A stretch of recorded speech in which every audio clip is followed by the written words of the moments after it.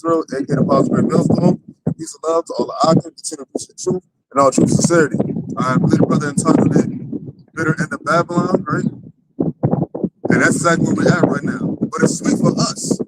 It's sweet for the believers in Yahweh Hashem Yahushua, but it's bitter for the lovers of this world. All right, and there's things taking place right now, which is leading to the end of this world, and it's bitter for the ones that love this world. And that's just what is happening. Case in point, you got the third war that comes quickly. You got the World War III that popped off. All right, now some people are like, "Yo, it's not World War III." Like they're gonna get an announcement from these niggas. Like the announcement was them attacking Iran. The announcement was the thing that happened with Russia, Ukraine. The announcement was when they attacked them last year. The small hats in America attacked them last year. The whole thing with the digital infrastructure, the digital financial infrastructure they putting in place. All right, the Michael Seed, most importantly. All right, because we know what comes next and we know how it ends. But the Lord told us. The Lord told us through the scriptures. All right, and now the scriptures are coming. They're jumping off the page on an alarming rate. To where you have what's 3 weeks now since they've been fighting with Iran? Is it just 2 weeks? So the 12 days. See, you know what I mean? And it was 12 days last year, so they about to surpass that. Yeah. So they was also with that. That's gonna, and people think that's not gonna affect them. The Iranians said that they're not gonna open the Strait of Hormuz till the war ends. But we, through the prophecy, through the spirit of Yahweh Hashem Yahushua, know that the war is going to end when Yahweh comes back. All right? So, are they just sending the links there? Oh, they actually sent them already? Oh, what, it was sending them? Yep. What is it, 5,000 or 25,000? I think it's 5,000. I heard 5,000. I know it's some thousands. That's right after the guy said. We're waiting for them. Oh, and there's another one that said, I took a screenshot of it. Because actually, matter of fact, can somebody get the rumors of war joint? Mm-hmm. Because there was it's escalating at alarming rates, and I think that's even what they said out of the Trump administration. The war is escalating a little more than they thought. Quicker. You know what I'm saying? Yeah, they said that they didn't expect Iran. They didn't expect Iran to have enough time before they got into the war. They didn't think Iran was going to have enough time to actually be able to close the Strait of Hormuz. So they basically underestimated Iran's ability to fight. So they went in and they didn't count the cost. Hey, remember the scripture said that the we said that they were strong, that we said that we were strong. Now, back in the day, Iran was around, but like they heavy hitter right now as far as look what they fighting against. Right. Now they have other like people's helping them sort of, but like Russia, China, satellite. I was talking about the Hezbollah. Yeah, like that. So like it's like, remember we talked about before once Iran joined them, because they was fighting against Hezbollah and them for the last couple of years, but now we talking like wait until Iran get in there. And now that Iran in there, look, they say there's casualties, mass casualties. They about to send the ground troops, they about to send the Marines first. So I guess if they get in the Congress, it'll be more military branches like the Army, Air Force, and whatever. But the military the ones that going first, so if they going in first, the other things have to follow.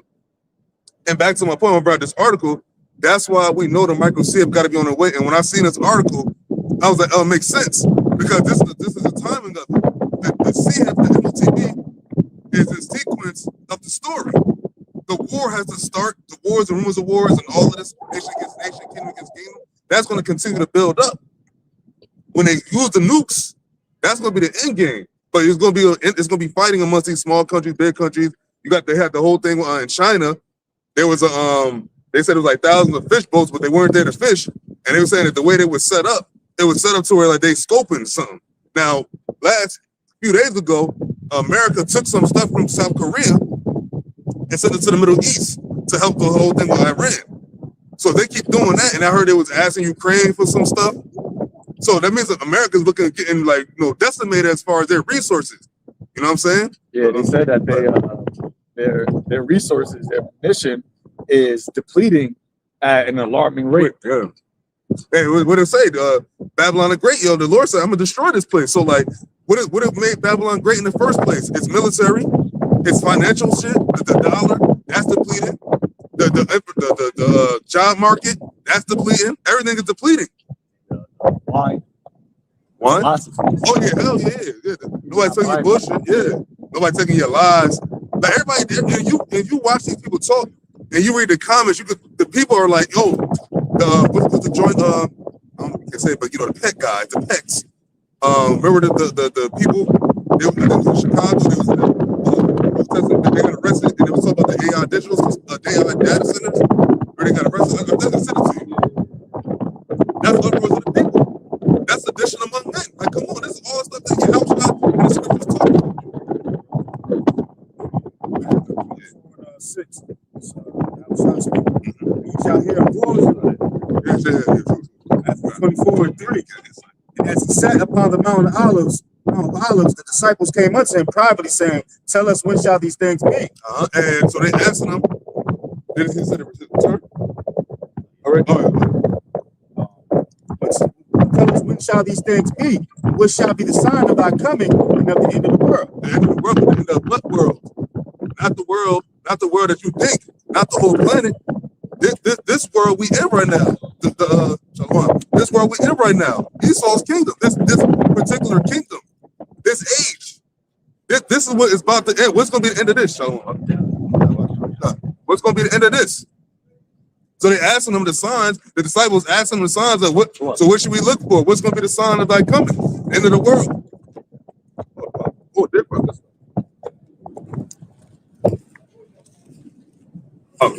Verse 4, and Yahweh answered and said unto them, "Take heed that no man deceive you. But many shall come in my name, saying, I am Hamashiach, and shall deceive many." Now you have a lot of Israelites that's not preaching the right thing. And they're deceiving people. You have Israelite groups that are not preaching prophecy. They're not preaching Yahushua. They're preaching Jesus. They're preaching another God. But the Lord said what? The spirit of Yahushua is the spirit of prophecy. And that's one thing that me personally, and I can speak for most brothers, all brothers here, is when we talk about the difference of Israelites, it's not so much of individuals. It's about doctrine. That's true. It's about doctrine. It's about the doctrine. It's about which, are you preaching prophecy or not? And it's easy to tell if you're preaching prophecy or not, because what are you talking about? You out here going on debates and shit and talking about that's non-prophecy. When it gets to the nitty-gritty of the prophecy, like for instance, they was asking like, "Yo, where's vocab at now? Like, where's he at?" Like they say, "Be quiet." And I noticed too, I ain't been seeing a lot of scoffers myself. It's like on the comment boards anyway. I don't really see a lot of scoffing like I used to. Now you might have these little people talk shit here and there, but at the end of the day, now the prophecy is speaking, now the end is speaking, it's less for you to scoff against. Romans 16, verse 17. Now I beseech you, brethren, mark them which cause divisions and offenses contrary to the doctrine which ye have learned, and avoid them. Did it say cause division? That cause division. To the involving doctrine, and it says get away from them? Mm-hmm.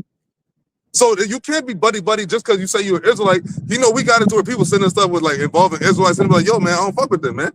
You know what I mean? Like it's not just because somebody Israelite. First of all, we all Israelites technically, but if you want to talk about like the one that's pushing it and the believers right now, it's not all the same. Because if it was, everybody would be on one accord. I think I might have told it to y'all. I know I sent it to the other chat, but you had this picture of Captain Cesariak. Mm-hmm. He was at Chipotle, and he took a picture with like 15, 16 young Edomite kids. Oh shit! And they said that they ran up on him, and he thought he was going to have to. He put in the comment, "Oh, I thought I was going to have to whip me some Edomites," but they said that they saw my debate and they wanted to take a picture with me. So it's like the filthy lucre and like that fame, the fame of this world. Like, you know what I'm saying? Like that's like you trying to be like popularized. You trying to make money out of this, make filthy lucre. This ain't about that. This is not about that at all. When Laura talked about the mission that had to earth, if you're fucking out here all loved and adored, talk about little Edomite kids, like how the fuck they even see you? They're like 16, 17. So they was like maybe college, young adults. Yeah, but like the fact that you in that algorithm, like if this Israelite, they're not gonna come into the real apostles. They're not gonna come into the apostles in New York or up here and be like, "Hey, you know, guys, just saw you." What are we talking about? You don't care about prophecy. Like you get adored in this. That's not a good sign. Right. That's not a good sign at all. It's not a good look. What that? 6, and ye shall hear of wars and rumors of wars. See that ye be not troubled. all these things must come to pass, but the end is not yet. So you should hear wars and rumors of wars, and what? See that you be not troubled. See, be not trouble. So we was actually happy when we heard Iran got attacked. We was happy. We said, oh, like this shit is getting crazy. And it's getting crazy about the day. Remember the comment I showed, brothers? It said that each day is getting scarier and something. This is the majority of how people feel, because they know that this is not a war you're actually going to be able to just, after it's done. So after it's done, then what? That's the thing. Where do we go from here after this is over? God said that they're not ending it unless America gives them reparations and apologizes for all of the basically the carnages that they caused. So Iran said that they're not stopping until you pay until you apologize. And they said that until you get out of the region, out of the Gulf region. So all of those bases that America's not going to do that willingly. So that goes to show you that this war is something that is not going to just stop from like both sides disagree. That is so. It's going to get to a point where, as most fights happen, the loser loses. There has to be a clear loser, right? And it's going to be both of y'all. I was about to say, and you know about the win, your house about to win, because remember he's coming back in the midst of y'all fighting each other. So as y'all continue to fight more and more people get involved, you have China eventually going to Taiwan. You have the whole Pacific region that's going to get on fire. It's going to be like what happened in the Middle East. What happened? Yeah, Russia's going to come down, and everybody fighting with Ukraine. So they already in war mode. Some going to have with Ham. And that's pretty much everybody, because the Arabs is part of like what's going on right now. And actually I saw something. They said that they're only letting a few countries in. I thought it was Russia, China, heard before, but it's the Strait of Hormuz. It's Russia, China, Bangladesh, North Korea. I think I saw India too. India, I think Pakistan, and a couple other like 8 countries. So like it's all ironic. It's all what people that have kind of issues with America. But no European countries were mentioned. They said that. They do. Right. That's a China joint, right? So, and that's basically what the Lord breaking down America to size. Tori said, you should be desolate and bare, man. Everything that made you great, you're losing. You know what I'm saying? But go ahead. Verse 7, for nation shall rise against nation, and kingdom against kingdom. And there shall be famines and pestilences and earthquakes in diverse places. And we're going to have all that stuff take place. It has taken place. You know what I'm saying? It's taken, but we've had pestilences. It's been earthquakes. I haven't heard about an earthquake. Actually, it was an earthquake in Iran. I believe they said. Turkey. So it's earthquakes. You got what is that? Second Esdras 9. We're talking the second Esdras 9 verse 7 talks about uproars of the people, and also earthquakes.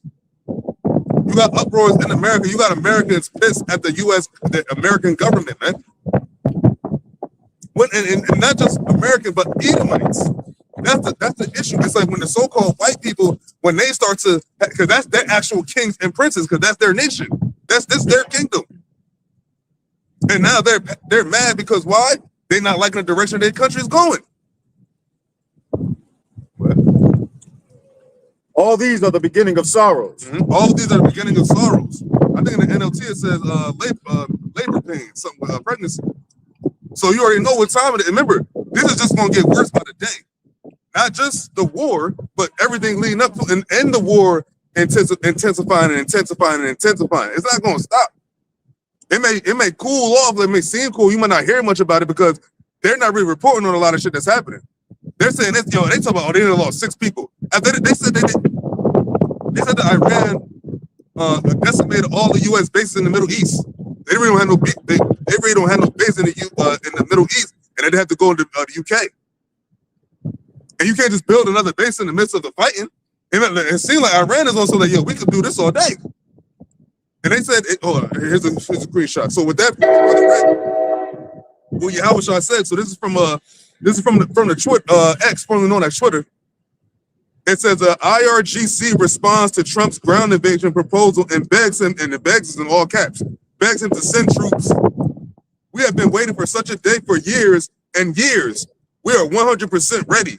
Come from our ammunition crates.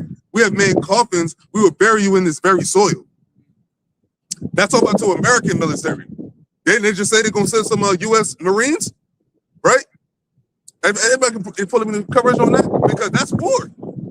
We in the midst of the war. It started. You don't go back and they talk about it's so bad to where they got U.S. military over there. They're sabotaging shit to where they don't want to fight. Mess up the toilets, and there was something else that happened. It says Iranian military official and U.S. Marines. Roman legions have been slain on our soil. American Marines may come, but we are the ones who decides how they will leave. And you know how that means? That means you're gonna leave in a body bag. He just said he got coffins. Now, granted, Iranians are dying too. That's the price of war. But at the end of the day, America being the big bad Babylon the Great, they out here said with no fear to y'all.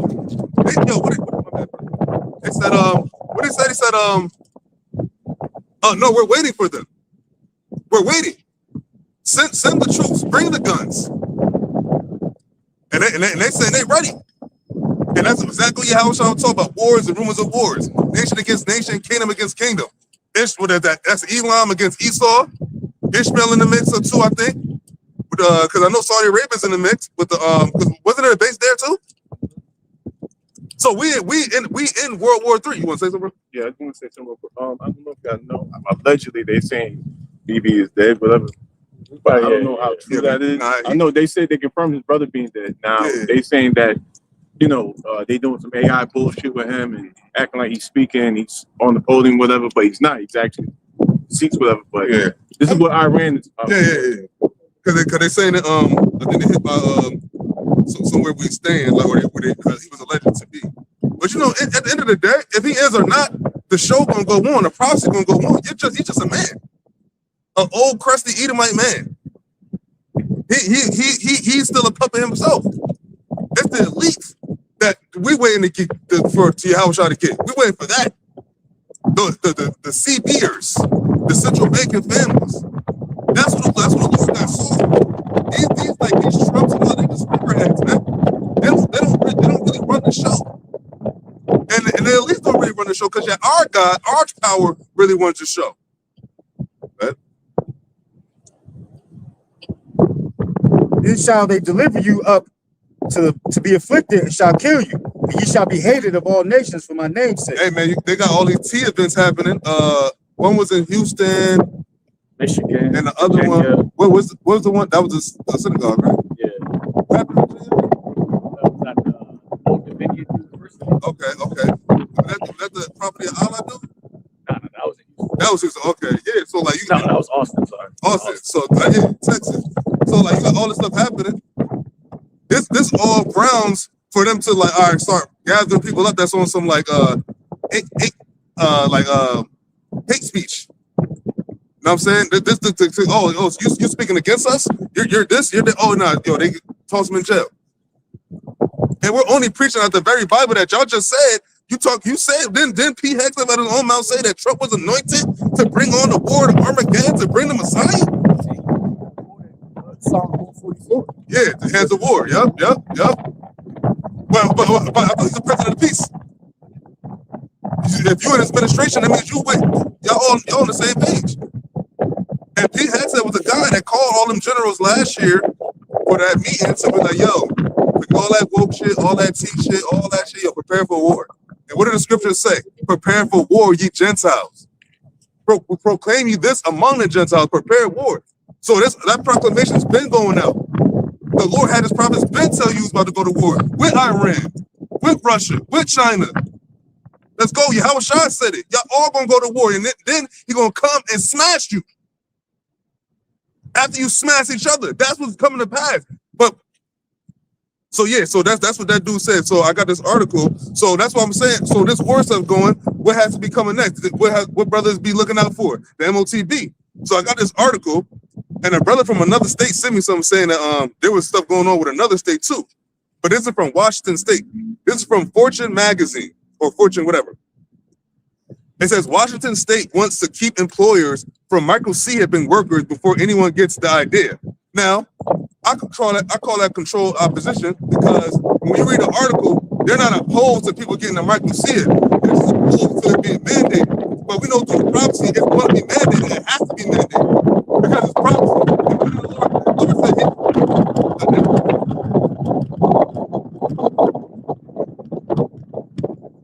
The Lord said he have it happen. It's going to happen. So this is from March 10th. It says it may not be a problem just yet, but this Washington State lawmaker is making sure your boss can't make you get a micro CF unless, of course, you want to. You see that? You see that? Unless, of course, you want to. So if you want to get it, they're not opposed. But they didn't say, oh, we're not going to afford you. But they said the same thing about the V. Though the V was like, oh, yeah, if you feel sick, you want to get that, go get it. But it's not mandatory. What happened a couple weeks later? Man, you got to wear a mask and you got to get this V. Oh, you can't come up in here unless you vaccinated. And that's how they make it to where it's not technically forced, but it's forced. Because I did not sit like, oh, you got to do. But they just want to make it extremely hard for you to live. That's why it says that should not worship the beast, shall be killed. That word killed needs to be separate. Right. So they separate you from society, and that's why a lot of people end up getting the jab. Yep.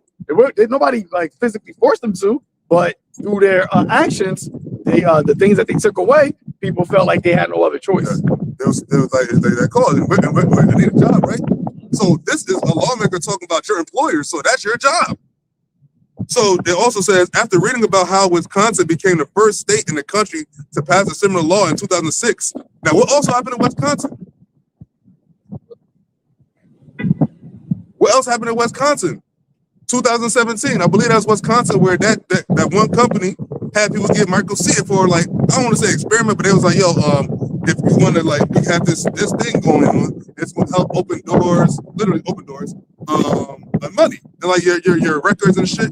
Basically, bringing it in cutely, and people got it. That was 2017, but they said the law passed in 2006, and it says, Washington, I guess it's Republican, Breonna Thomas introduced a bill last month to prevent any future employer from requiring its workers to get CF for the job. Now, make it seem like, oh, she's so against it. But is she really? Are they really against it? And aren't they not told to say these things? Aren't they not controlled by the higher up puppeteers? It says, I actually read an article about the Arkansas's bill and the idea of bodily autonomy being something that we're encompassing in law kind of stuck with me, Thomas told Fortune. We see in a bunch of different avenues like gender-affirming care, reproductive justice, but technology just is the next new battlefield for losing charge of what goes on inside of you. What goes on inside. So what they trying to put inside you? Trying to put his mark. They're trying to put his they're trying to put his that mark in you. It says losing charge with society. It says now 2 decades after the bill passed, Thomas' bill would make Washington the 14th state in a country to implement a similar ban. Now that means in 14 states the issue of having a micro CF is out there. It's out there. It's not propaganda. It's out here. People already have to see it. That's what people did. There's already people that have to see it, that use it to buy and sell. But we went and say he calls it all, so you can't do nothing unless you have this.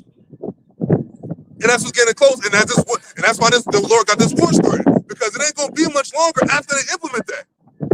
They're already in high gear with this war shit. They talk about possibly 500 some, 600 some American military already dead. 4 military bases in the Middle East. No more bases in the Middle East. At least not on document. Allies coming against each other. This is all the stuff the Lord says is going to be happening. This ain't going to get better for America. This ain't going to get better for America. It's going to get worse and worse and worse. Now they talk and now they talk about I think what company was it? It was job layoffs. I forget what company. What was it? Yeah, Meta. It was Zuckerberg. Meta. Oh, and something involved in the technology, like something with technology and shit. So what's up? Is it sinking in yet? All right. And now it says the bill was. I was waiting for a signature. It says, I understand the underlying policy might sound a little bit like science fiction, but we've all learned in this chamber that science moves fast. She said the bill's preamble underscores the philosophy stating employers should compete for talent through wages, benefits, and work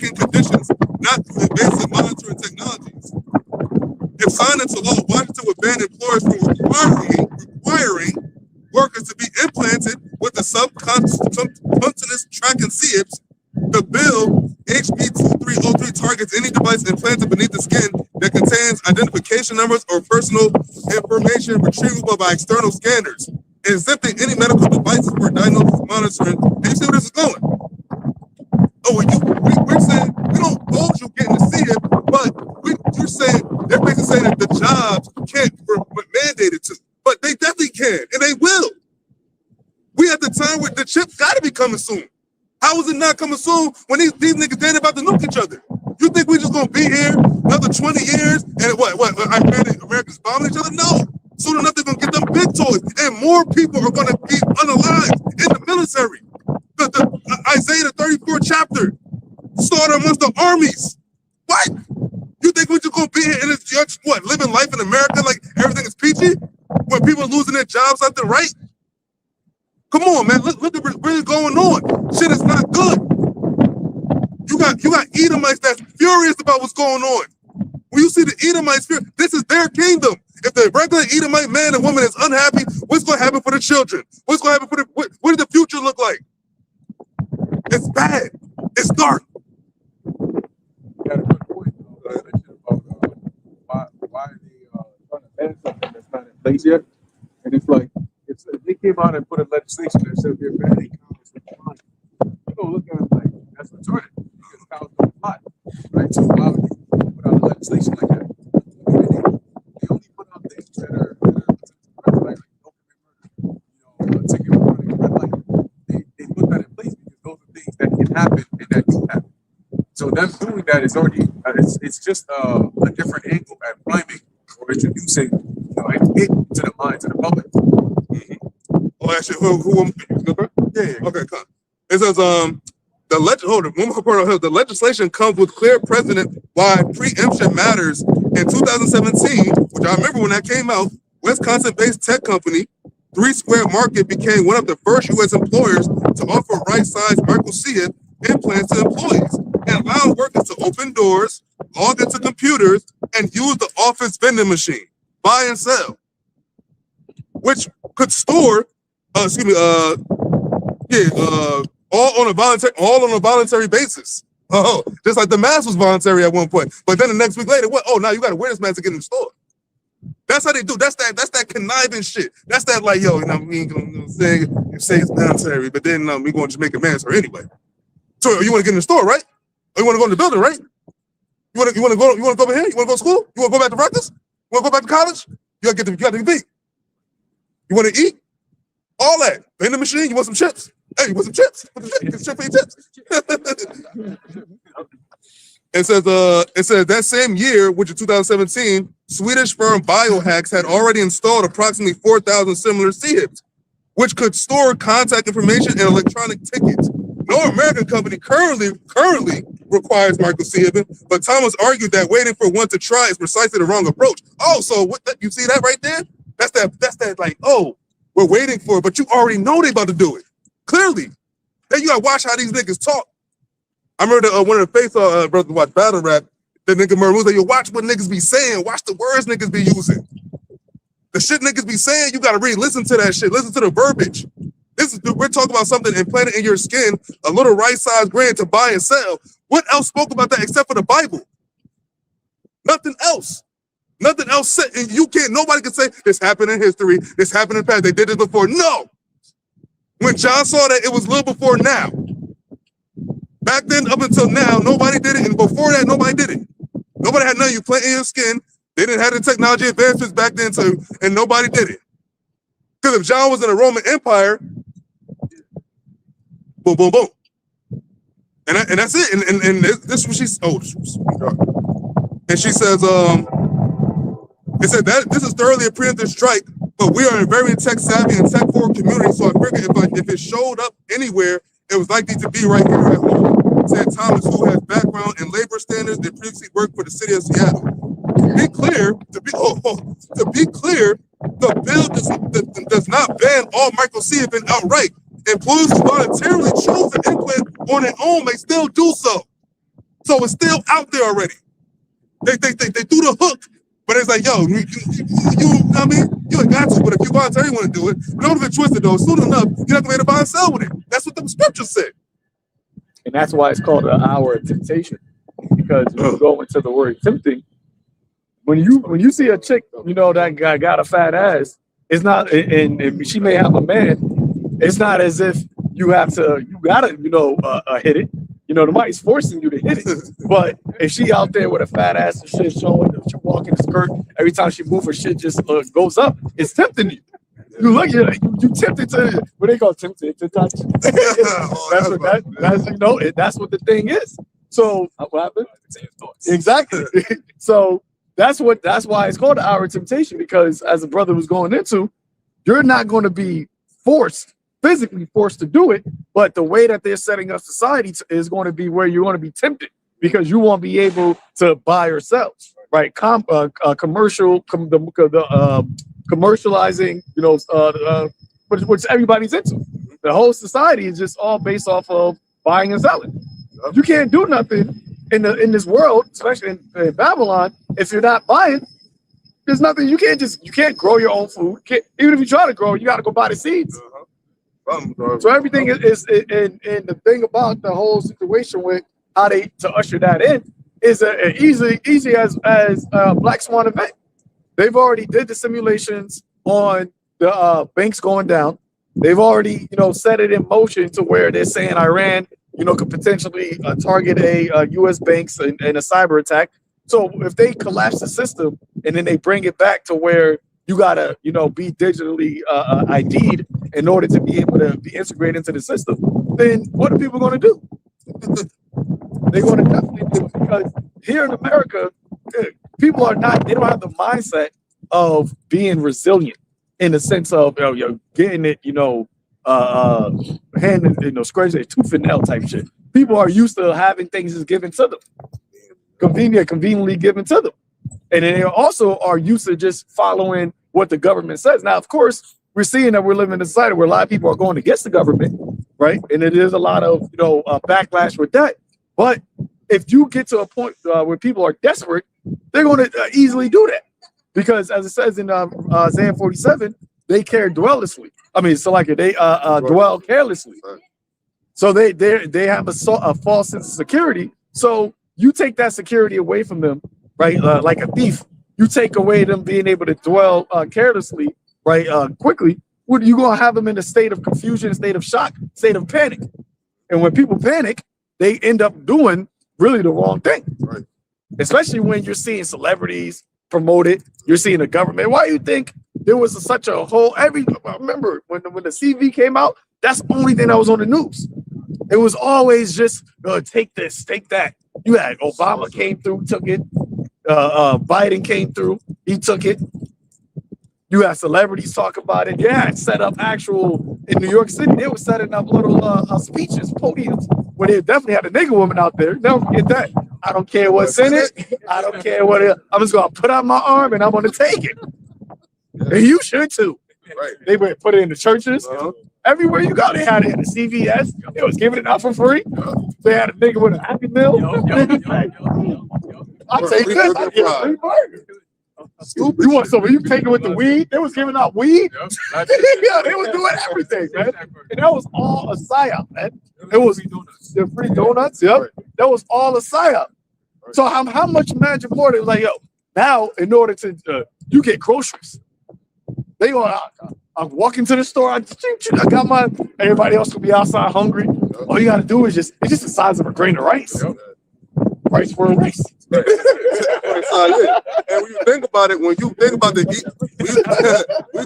Edomites and these so-called white people and their disdain for what's going on, they're not talking about America being destroyed. They're not talking about the actual money is the issue of money is always going to be something that's an issue, but they're not saying they want to not be a part of the system. They just want the system to be tweaked back to where it benefits them.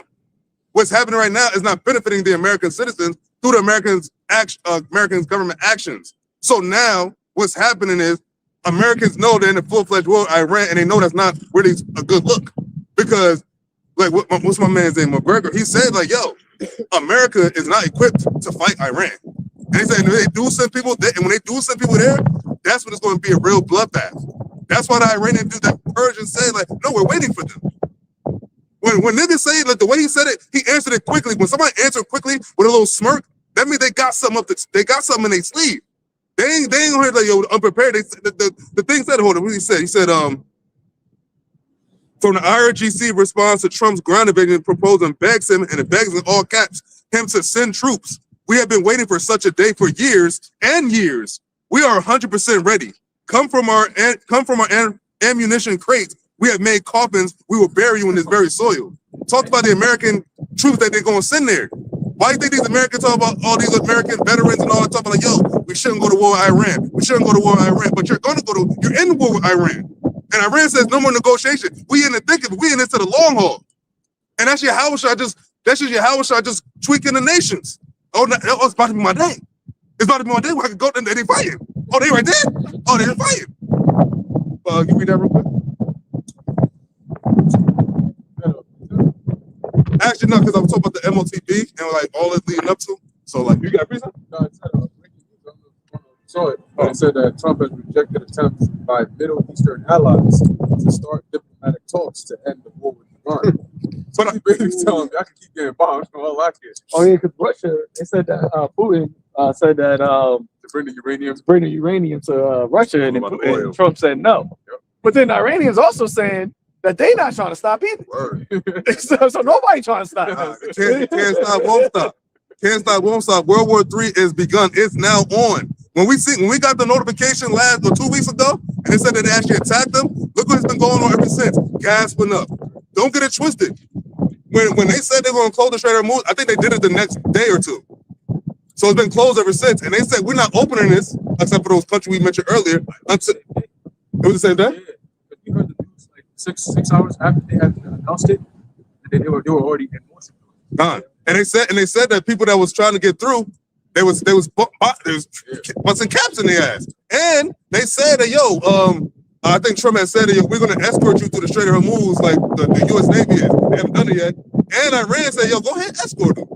Go ahead, take that trip, take that chance. And now they're going through the Panama Canal. You got to also think about how America and other European countries already released strategic oil. Yeah. It's already been 14 days, and you already had to release oil. And I think they said it depleted it to, I think it said it was at 57%, and it got depleted when they released it to 41%. So that was, 16%?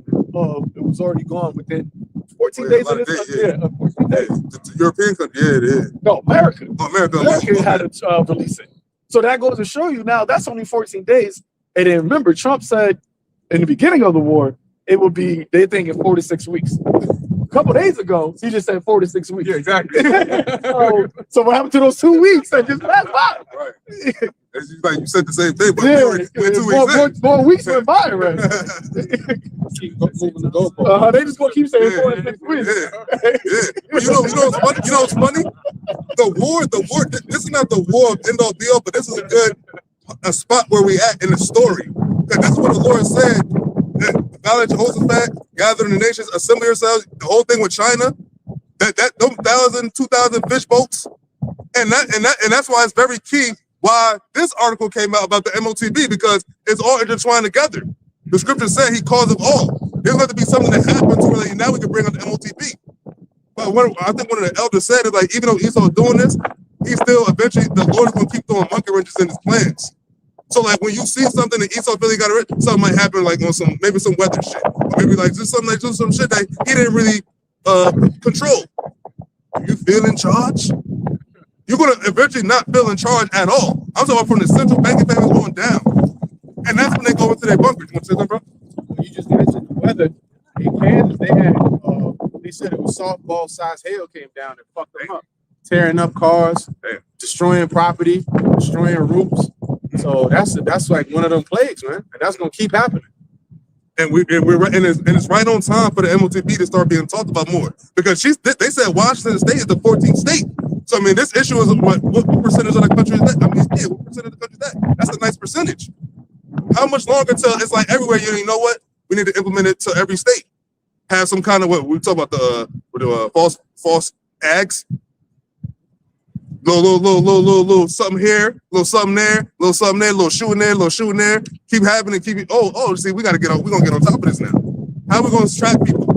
How we gonna do this? How we gonna do that? Yo, put a save in them. That's the ultimate play. Make it so twisted in America to where like, yo, this is the only way. And that's how it caused. Oh, this is the cause. He caused it. Like the brother said, it's not going to be just forcing you, get to see it, but you're not. It's going to be, oh, well, you're not going to be able to buy it. If you're not be able to buy and sell, you can't do shit. Hey, serpent, so he won't surely die. So that's what Esau going to do. Yeah. He going to say, this will actually give you life.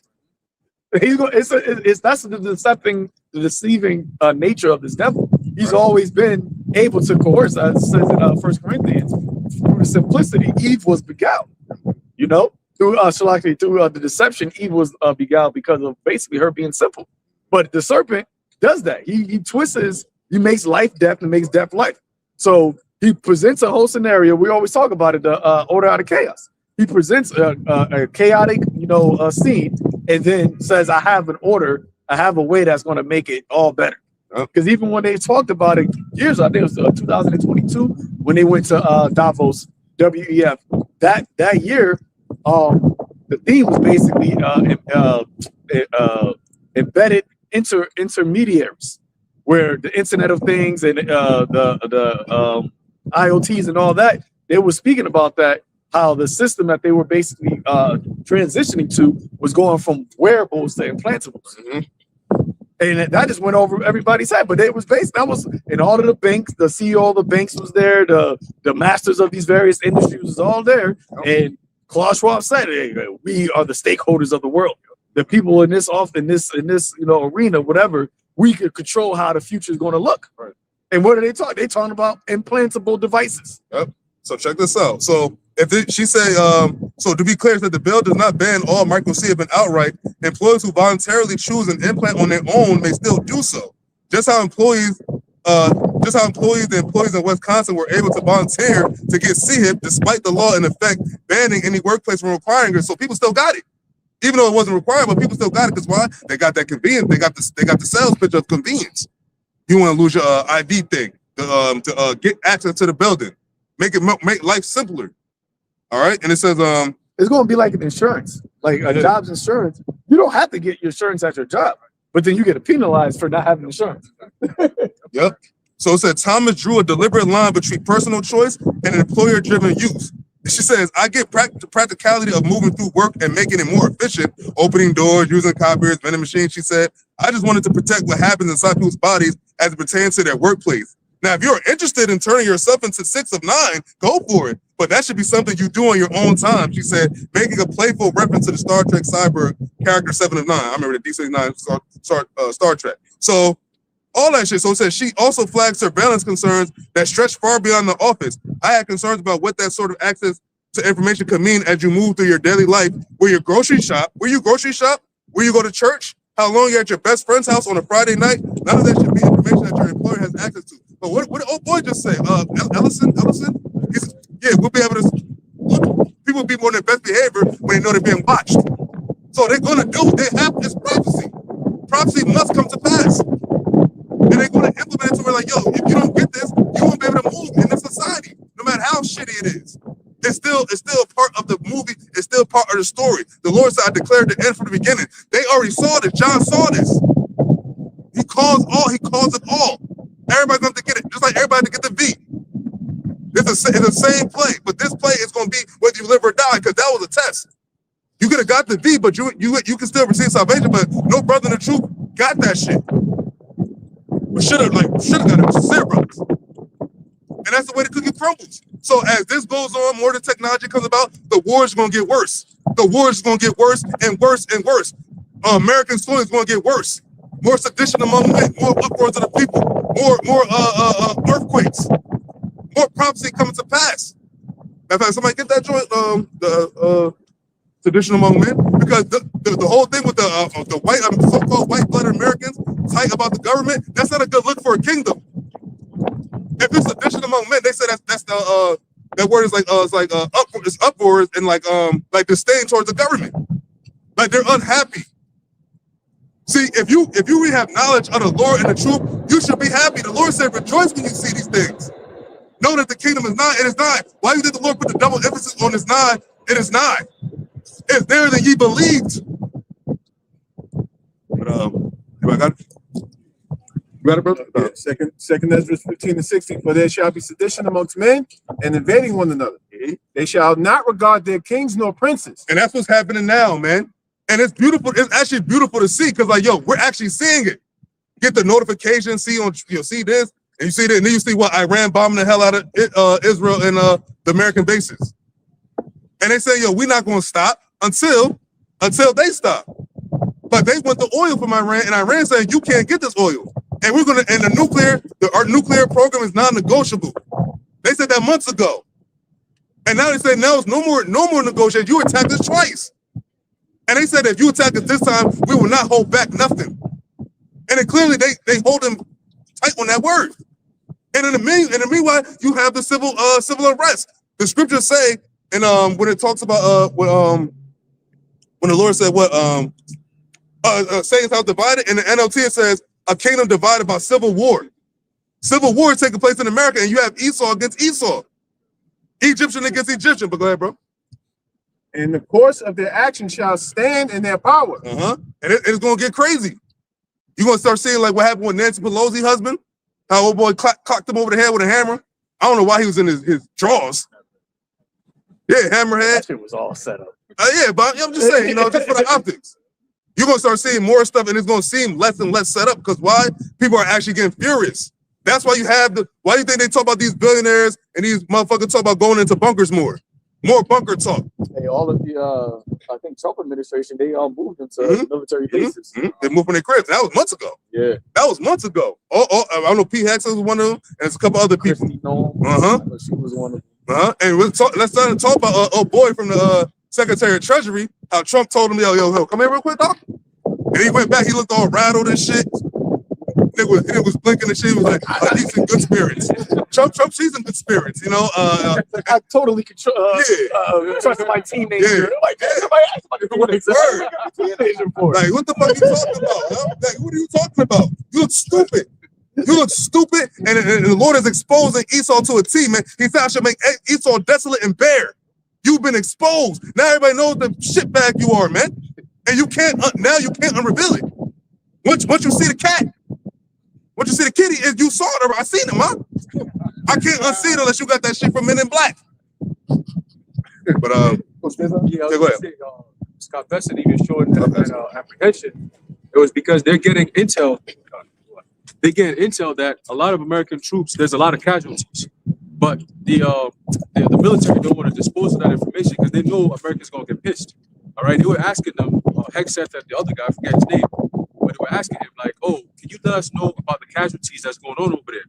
And Hexeth got quiet and he looked over to the other guy, and the other guy was like, I said, "Oh shit, that's a red flag right there," because they don't know what the hell is going on, and even if they do, they don't want to give that information to the American people because you're at war. Your people don't support the war, and they're trying for you to support it, right? It's all propaganda left and right, and Congress still hasn't approved of this. So it's still up in the air as to why is America over there, what is going on, and the whole world, even Americans, are saying, yo, what's up with all this, man? And it's affecting the economy. So you can tell people are getting pissed, man, like Alisha was saying, that you're going to see more and more events that may seem staged, but they'll play off of that because people's real emotions are showing, man. All right, the sedition and all that is all showing. You hungry, and they tell you that you about to go on a draft to a war that you are against 100%. Like, what happened to the American people? What happened to for the people, by the people, and so on and so forth? What happened to that? It's all gone, man. We told you that it was all gone. Now you about to find out. They had that guy. Who's in home? Man. One of the senators, when they did that, it was because they only been given backdoor briefs on the whole war, and every time they have it, the one guy comes out as a senator, Rutherford Hall, something I forgot what his name is, Rosenthal or something like that. Something like a Hall, something, yeah. But he said, like, based off of what the president was saying, that the only way for them to try to get any of these objectives that they're talking about is they have to put boots on the ground, and they're not getting that approved by Congress. So then how are you going to get boots on the ground? Well, they're going to have to cause a reason to be able to get that to happen. And they said that really the only way they can do that is if Iran attacks America's own soil. So then Next week comes out, oh, they might have drones may hit California. And then you have all these different sleeper cells. They talk about sleeper. And then Trump saying that we know where the Iranian sleeper cells are. We're watching them. How does that make sense? You know where they're at, but you're not going to do nothing about it. But what are they going to do? They're going to let it, so-called, let it happen. And then they're going to blame Biden. That's what they're going to do. They're going to blame Biden. That was a fall guy. Yeah, we said that. We said that while it was happening. That they said that's what Biden was doing was laying out the right carpet for Trump to come on there with all his actions, because it's like you were literally fighting the Texas as a governor about keeping your borders open while there were reports about the FBI talking about red lights or whatever everywhere, red flags, about T's, and they caught somebody who said he was from Hezbollah coming to New York to make a bomb. Oh yeah, he's still out here talking about keep. He had an interview. Yeah, so we told you these things because I think those guys said you're going to hear about my name very soon or something like that. Oh yeah. I remember that. And there were lots of them coming into the country. So like Mr. Paul was saying, they setting it up and they're putting it out there about this, because most people in their minds they thought the only way Iran could hit the U.S. was through their interest in the East, or if they had a missile that was far enough, but they knew that Iran doesn't. So it was far out of their minds to expect Iran to do something on here. But now they're putting it into your minds that no, they can't. And then they threw the whole drone thing out, and people are like, well, how are they going to be able to control drones from that far away? And then comes they don't have to be far away. In fact, they might be next door neighbor. They might be a bus driver. They might be this, they might be that. And so what they're doing now, what I suspect they're doing with the little attacks here and there, they had the shooting where they said the guy was a part of the National Guard, where he expressed interest in support with ISIS and so on, is they're letting you know that these are, just like that black ass dude who went and so-called shot up that, probably Malani. Yeah. So they're showing you that, hey, these people are real. They're here. This is what they look like. So don't be surprised if they come out with a coordinated, event and they start doing shit. And I've been saying that they know now, because whenever they do anything, everybody's on their case. Like, that's a false event. Prepare for a false event. But eventually it's going to get to the point where they're like, all right. You can know it's a false event, but it's still going to be so bad that the effects are going to be felt in a real sense. If you're to blow up cities, you can know it's a false event, but you're going to be really affected by it, and they still going to be able to achieve, whatever goal it is that they want, You don't have to. But just gotta keep it on. So I mean, that's pretty much the times that we're living in now. And it's a beautiful thing. I was reading some headlines saying that when France is sending 10 warships to that. You saw that? And Trump said that many nations are going to join in and basically collision to go and open up the Strait of Hormuz. Now, Brother Ayash was mentioning how Russia was making a lot of money. They're making a lot of money off of this. They got their sanctions lifted. You know what I'm saying? And you think they're going to sit back and say, oh, yes, go on ahead and send your troops over there and open up that strait. That's not, Russia's going to sit back while you send allies up into that region. No.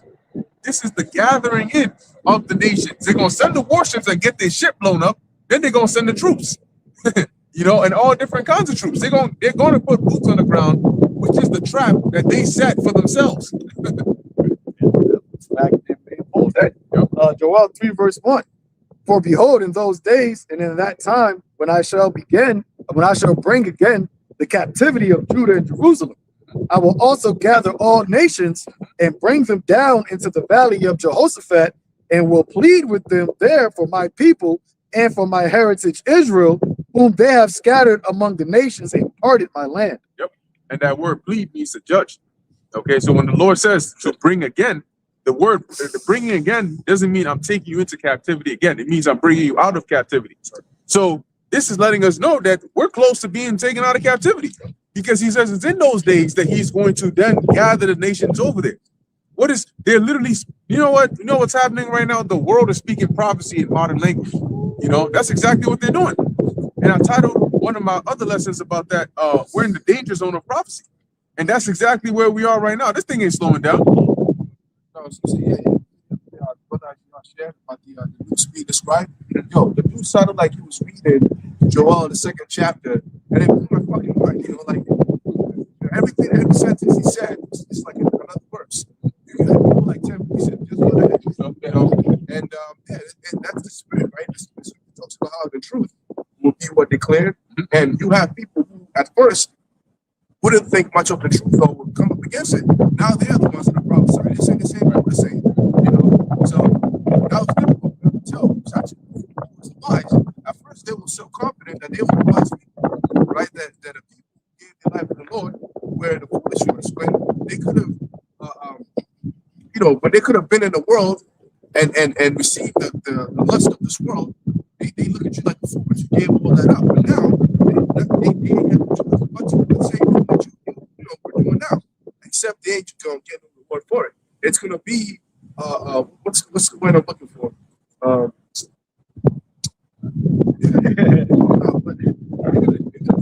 But it's going to be to themselves, right? It's going to say, that's all it's going to be. You know? And scripture said that the end it shall speak. You know? And when you go to that word speak, I think it's like breathe. It's basically to become alive. That's life. So the end is alive right now. It's active. It's like God says in Ezekiel in watching. It's basically it's inviting you. The end is inviting you. And you can't do nothing but except just go in. And remember they had that little shit with the Grim Reaper.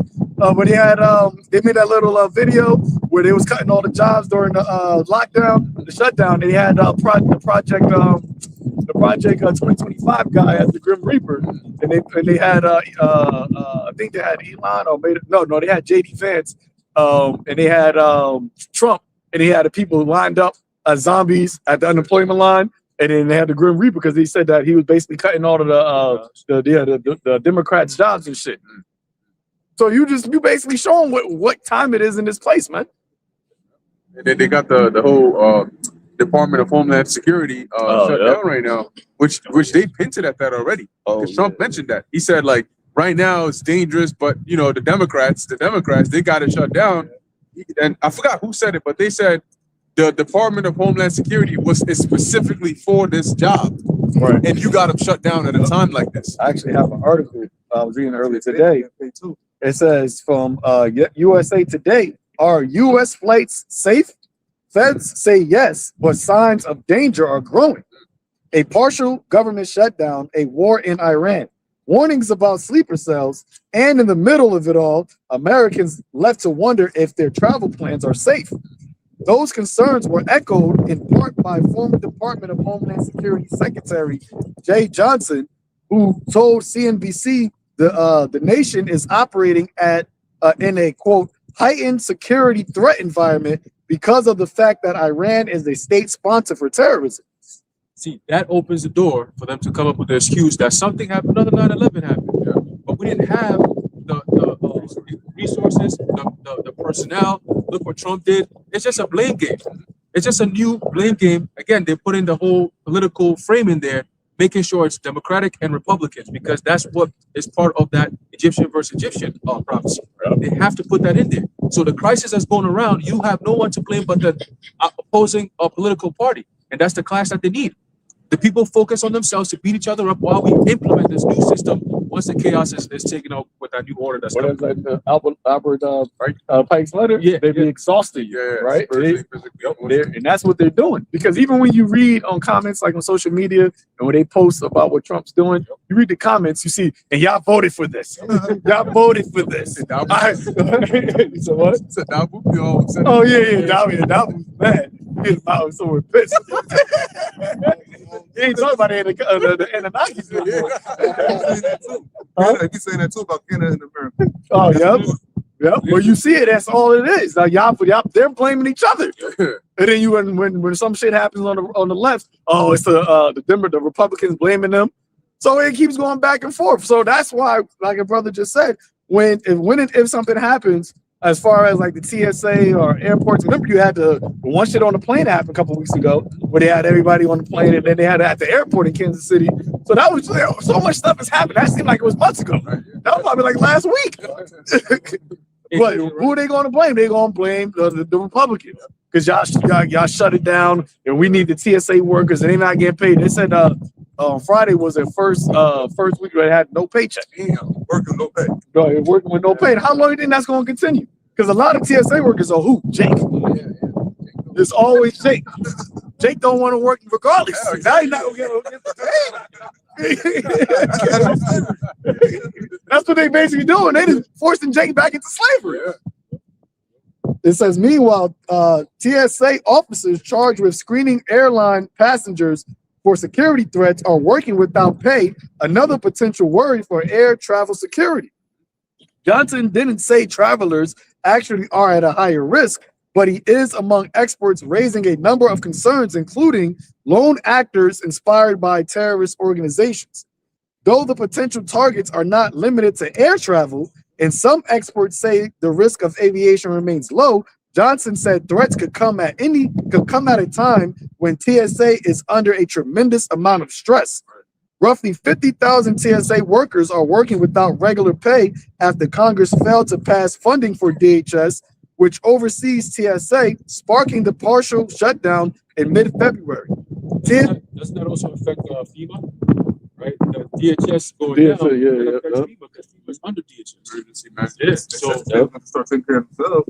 You said what? FEMA said that the states will start taking care of themselves in the case of a natural disaster. That was last year they said that. And Trump is taking federal funding away from certain states because of immigration shit. So when the floor said, well, you have Egyptian against Egyptian, city against city, you gonna have interstate wars because you got a Republican state can be right next to a Democratic state. You're like, wait, now why they still getting funded, but we not? You got Mom Duddy in the freaking I forgot what yeah, but it was what room or whatever. Oh, they was in the office. In the office, they right? was doing the prayer. Oh man, I'm that shit like yo. He was like, so you see, no, them red-blooded Americans pissed at that. Hell yeah. you got Muslims over here bombing, and you got him in the office doing the prayer. They got the little bug out there. Anyway, like, and they recording this shit too. That's why New York, they're gonna shit, like you said, they're gonna shit on New York because they're gonna say, oh, y'all are already giving over to the Muslims. Why are we gonna give y'all any funding? And they dropping 1.5 billion a day, probably more than that, on bombs. So how you gonna fund the government and you spending more on war? Well, he said he's gonna have to get the funding from the people. Right. He said they're gonna have to start chipping in. We're gonna have to tax you more to come up with the money that we have. It's about to be a shit show, like investments. Because New York, there's a lot of Republicans in New York. They said that New York and New Jersey was got flipped during the past election. So you got, even within certain states, are different types of political beliefs. You go down certain parts of Jersey, you would think you're in a red state. Certain parts of New York, you would think you're in a red state. So when you get to a position where you got the whole political division and all that, and it's within your actual city, your actual state, that's why it says, oh, be Egyptian against Egyptians. Friends shall fight one another like enemies. Your little, hey, John, hey, how the Giants looking? It ain't gonna be that at that point, man. Hey, I had a friend yesterday. I was on the phone with him, and his coworker was asking him about the sports that's going on. I think it's the World Baseball Classic. Yeah. So he was asking. He's like, "Yo, you Dominican? Yo, your team doing good? How you feeling, man?" He's like, "Yo, bro, I ain't gonna lie to you, bro. There's so much going on in the world, bro. I got so much personal shit. I'm not even worried about sports right now, bro. I don't know why you even asking me this shit." He was getting mad. I'm like, "Yo, bro, it's like your coworker, like, yeah, man." He's like, "Yo, bro, there's mad shit going on. Why the fuck is this nigga out here asking me about sports, my nigga? Like, niggas is broke, bro. We worried about gas right now. What the fuck is this nigga talking?" He was getting, I was like, "Bro, relax, bro. You still at work, my nigga. You can talk when you done, bro. You know?" But the frustration is already there. And I'm like, "Yo, bro, it's just hard, bro. You still got the rest of the year to go. You better pace yourself. Shit, if you already stressed out and losing resources, you need to pace it. And hair, you need to pace yourself. All right, because that whatever hair you got left is gonna be gray by the end of the year with all the stress that you about to go through, man. Financial, physical, right? Your jobs is getting cut. I saw some article today. They said within 1 month, was it 500,000 so-called black men lost their jobs? 500,000. So you go from 10 million to 9.5 million people. 500,000 just lost their jobs within less than a month. I Just like that. I seen another shit that said AI is affecting white women also. White liberal women. So everybody's feeling this shit, man. That's why it says he calls us all, both small and great, rich and poor, free and bond. Why? Because if you're rich, they gotta cause you to come down to the level where everyone is gonna be at the same level playing field, man. They're flying the curve. They didn't fly it, yo. Safety it says roughly, I read that part. It said roughly 50,000 TSA officers are working without regular pay as the Congress fell, blah, blah, blah, which is the season. It says TSA officers missed their first full paycheck March 13th after receiving partial checks in February 28th. These are the people we depend upon to look for bombs and explosive devices on the planes. You're about to get on with your family, Johnson said. They live paycheck to paycheck when they're getting paid. Morale traditionally in TSA is low. You see it all the time. You go to, big back, when you see a woman on there, bag check 13 there, man. Take your time, man. Why you yelling right now? Belt shoes off. Laptops off. Like, yo. You the enemy. Yeah, like, yo, I'm funding. go back. No, go back. Like, damn. Come on here. You think you about to get excited? You about to go to the trip? You got to go through the final boss before you get on the plane. You got to go through the final boss. Is that the Lord saying, just run, wax, fat, and kick? Definitely kicking. So the morale is low already, and then now you're not getting paid. You don't want to go through that, man. You see it like on like TikTok or whatever. People be arguing that, arguing at the shit. Mm-hmm. How much more now? They said that because of the whole TSA shit, there was delays through the TSA line up to 3 hours. People was missing their flights because the plane not gonna leave. I mean, not for wait for you. You gotta get 3 hours. Your flight could put you only like 2 hours, right? But you gotta wait 3 hours just to get to the plane. Hey, but you know what? That's again problem, reaction, solution, because you saw multiple things with this. You create a division where people are like, yo, fuck this. You also break down morale where people are gonna quit. Hey, this is not early 1900s where people just gonna come together, let's protest, let's go on a strike, and then the businesses get shook, and then all of a sudden, okay, let's act on this. No, they're going to shift right to AI and automation. Listen, as soon as you people say, okay, we're done, we're leaving, no more TSA, they're gonna replace the TSA with new TSA. It's just gonna be digital this time. Right? So point I see. There you go. So it just need the reason to be justified to bring it out. Came out with that during the first shutdown, when they had the whole TSA shit, because they had problems during the first shutdown where they actually had to cancel flights. But then after that, they said that they were bringing in a newer system that was going to make everything faster, and they were going to implement it. Brothers, probably look at the article in like all of the major airports, the big hubs, and I think they said JFK was one of them, Newark was one of them, LaGuardia, Atlanta, Texas. So they're going to already push this out. Trump said that a new state-of-the-art technology that we're going to put in for TSA. They had it covered. At Newark, they got it covered in the back. So they already have these things. Other countries, right, islands, they already have that, where you see like 2 or 3 TSA people in a whole entire airport. Everything is digital. So that's going to go right with the whole digital, going back to the chip.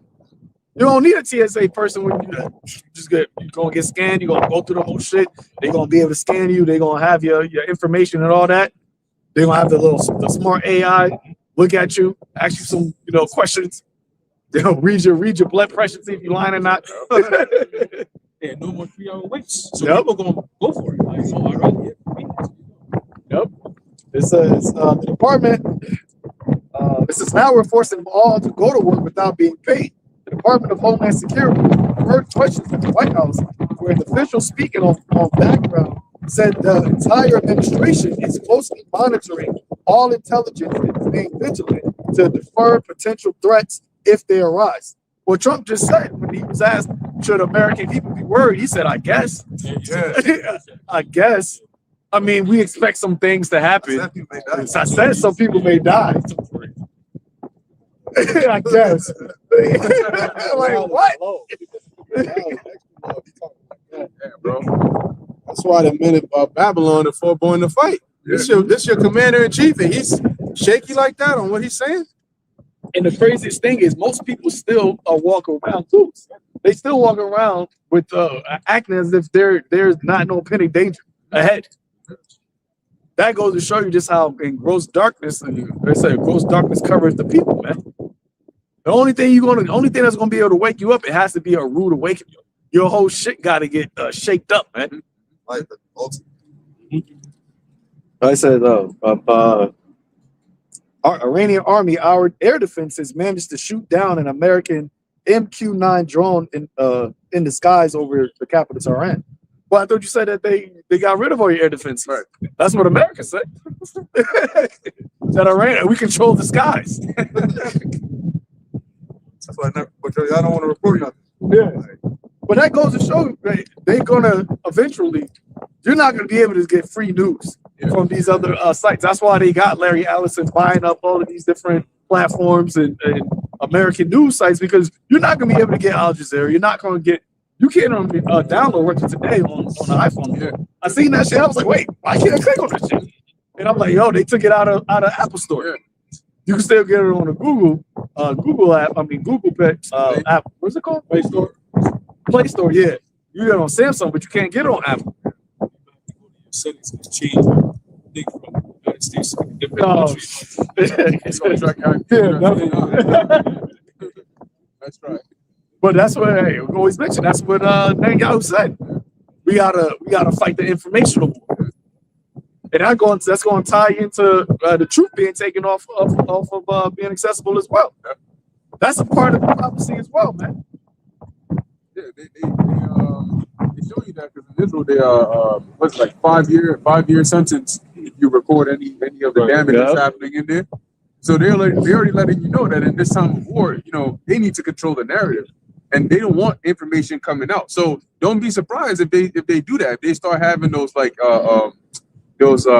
internet blockages, and shutdowns in certain areas. If something starts going on in here, and the U.S. wants to paint a global narrative as to what's happening here, of course they're going to start blocking what individuals in the country can actually display things out the country. Because when shit starts, they're gonna block it, because when things start going on in a specific area, a lot of people want to hear from people that are in that area, like what's going on. That's these independent journalist stations. They want to hear from people in there. They're gonna start cropping and cutting all that out. It's not nothing new, because I think it was during World War I or something. I forgot what war it was. But with the Rothschilds, they basically had insider information about who's winning the war, and they basically started selling all of their shit, and they made everybody else thinking that the British was losing. So when they started selling all of their stocks, everybody else started selling it. But it was really because the Rothschilds had insider information. They already had the control over the narrative. Well, not control, but they had foresight over what was going on. They had the power to print the press. So they had the Couriers. So they had everybody sell, and then they started buying up all the stock cheap. But then when they actually came out in the news that they was actually winning, they owned all of the stocks, and everybody didn't have it. So that's how they got control over the market like that. So that's what they're gonna do here, man. They're gonna control what you're able, the information that you're gonna have. That's why he said this is a war front for the information. And in there, they do that where it's like an outbreak, and they quarantine off that section of the city where it was like that. And then they cut off the internet, the signal, and the power in that specific region. So if a certain city gets hit, don't be surprised if it goes dark. Yeah, and now it's like, yo, I can't. My family members in this state, but I ain't heard from them in three days, and there's nobody can hear from anybody going in and out. And then they lock it down with checkpoints saying that we got to make sure that everything is secure over here. It's all side effects of prophecy. And that's why, for the truth, that's why they can't have, because we're really we're news casters as well. Right. And we're telling you what is happening, what is going to happen. Yeah.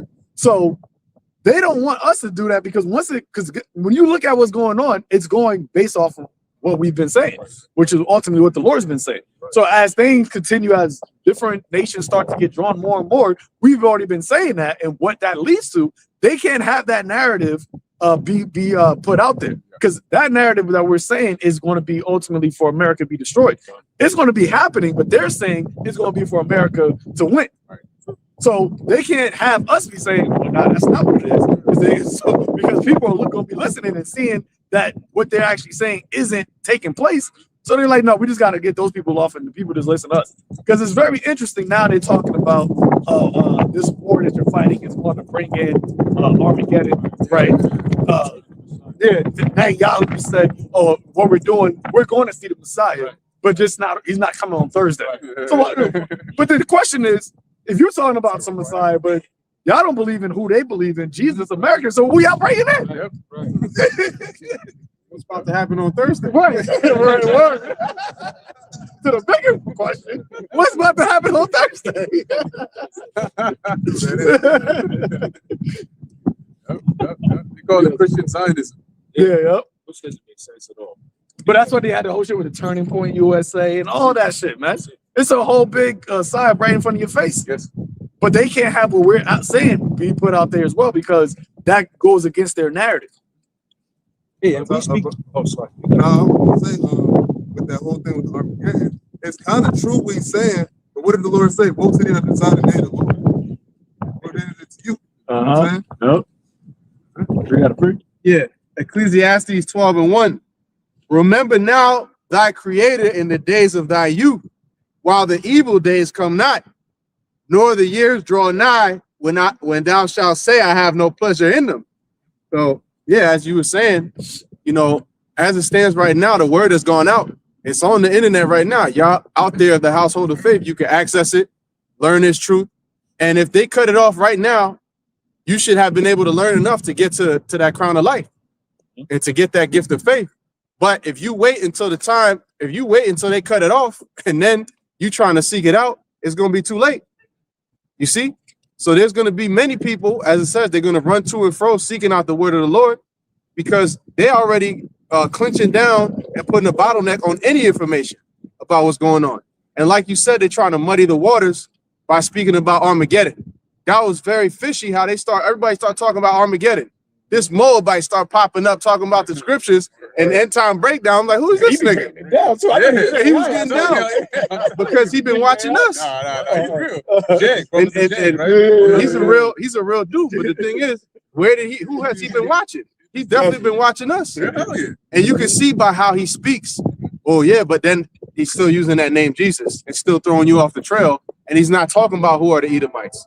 He's not talking about who are the real Israelites. Oh, but Tucker Carlson talking about Amalek. Yeah, Tucker Carlson going harder than him. Because he's talking about, he was like Amalek, but then he was who are the real Israelites? And that's their thing, is like, the only one that's mentioning Amalek is Amalek. Amalek. Amalek. Tucker Carlson is fucked up because he went to the apostle. You're like, yo, it's Amalek's fault. Blaming on Amalek. It's like, bruh, Amalek is you, nigga. You are Amalek. Well, you trying to point the finger at everybody else, but you fit the prophecies of the Lord having war against Amalek to all generations. And I have one more real quick. This is Psalms 140:1. There's a Psalm of David. Deliver me, O Yahweh by Hashem Yahushai, from the evil man. Preserve me from the violent men, which imagine mischiefs in their heart. Continually are they gathered together for war. Hey, since you actually said that post that I read earlier, right, where it said that the Trump's Middle East allies were basically begging him that, yo, let's have some talks to end this war. He rejected it. So who do you think those Middle East allies are? The ones getting bombed on his behalf. So eventually, what do you think they're gonna feel? But he also asked the European countries, to say even asked China to bring warships in there to open up the Strait of Hormuz. Right. So, and then the Iranian president said, why are you asking the people to bring warships? Why are you not trying to find a way to end the war. Right. Exactly. That's that continuity. Right. That's what Ishmael gets, man, because you've been fucking around with Esau. You've been allied to Esau from ancient times. Because Ishmael and Esau were both rejected from the covenant. You know, so they kind of had that kind of connection as enemies against Israel. And now you've been allied to this devil. Everybody that's allied to Esau is being exposed and confounded and being made a fool out of. If you're against Esau, you're winning right now. Even though the Iranians getting their ass kicked, they're like, fuck it. You know, because Russia's backing them. And Trump is such an asshole and a demon. That's why it says there's no more wisdom in teaming. And this man, people say, oh, he's playing 5D chess. So the 5D chess is him putting more power into his enemy's hand, Russia. That's part of his 5D chess, shooting himself in the kneecap. Yeah, he can't even play 1D chess, all right? That nigga finished. But he's setting it up to where he's giving them more. Now he had to take the sanctions off, which is the ally to his enemy, Iran. So I'm going to take the sanctions off my enemy, which is supplying information, so they'll have more ability to supply more information to my enemy. But that's 5D chess. That's stupidity. That's why the Lord has made Esau bare. When you look at what's going on, it's clear that there's no more wisdom in teaming. There's no more wisdom with this man. And they think, well, that's a part of their plan. But don't you realize that your plan is fucking stupid at this point? But this is the pride. That's what pride will get you, man. He built a nuclear. He built a missile, and then he gave a speech and said, "Now I have become death, the destroyer of worlds." That's a madman. Yep. That's a madman. So when they come up with tactics like that to self-destruct, that's literally what the scripture says in 2 Thessalonians: the son of perdition, meaning a son of destruction. Everything he does was the Planet of the Apes, the harbinger of death. Exactly. Drive him out. Jungle player. He'll make a desert out of your home and his. Exactly. That's the bad theory. Mutually assured destruction. That's a madman for you, man. You can't reason with people like this. Let them not reproduce in large numbers. That's why after 1,000 years they're gonna be exterminated, because even after 1,000 years of getting beat down, they're still gonna be rebellious. Yeah, his face doesn't cover full of the city. Exactly.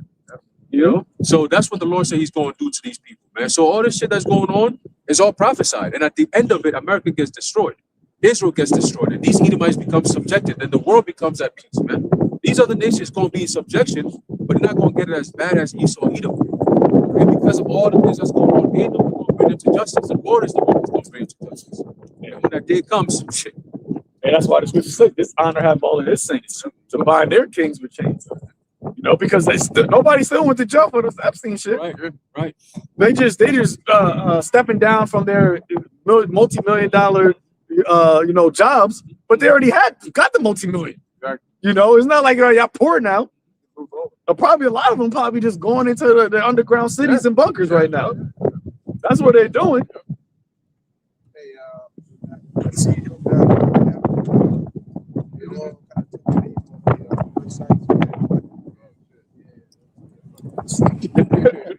How is Esau's getting things turned up? Right. You're hiding everything. But guess what? In these last days, the Lord said He's going to expose you. You're being exposed. There ain't no hiding, bro. That's why you're doing all the things you're doing. There is no more hiding. The people are awakened. They know what's going on. People know what's going on. Propaganda is not working. Now you got that's their MO, yeah. Right?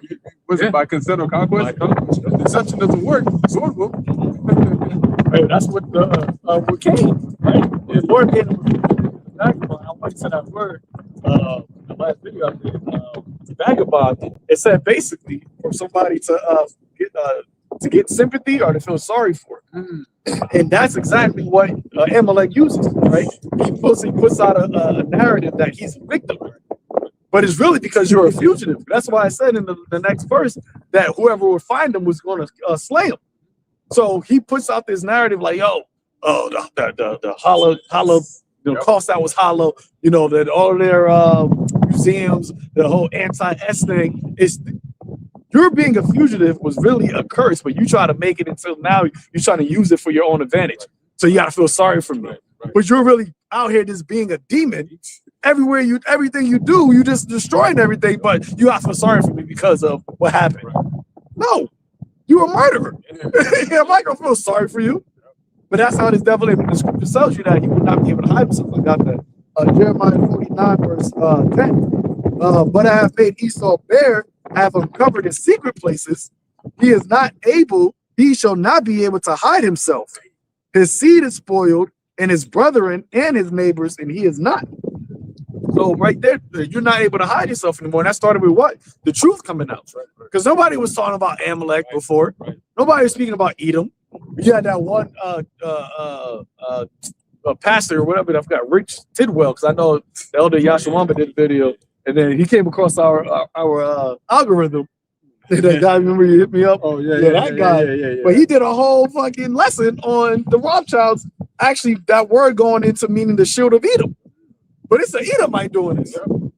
But then he did another post, now speaking about the so-called BHI, the Black Hebrew Israelite. But why is everybody so intrigued now about who are the ethnic Israelites? Because that's what Tucker Carlson said to Mike Huckabee. Like, why can't we do DNA tests and find out if that's it?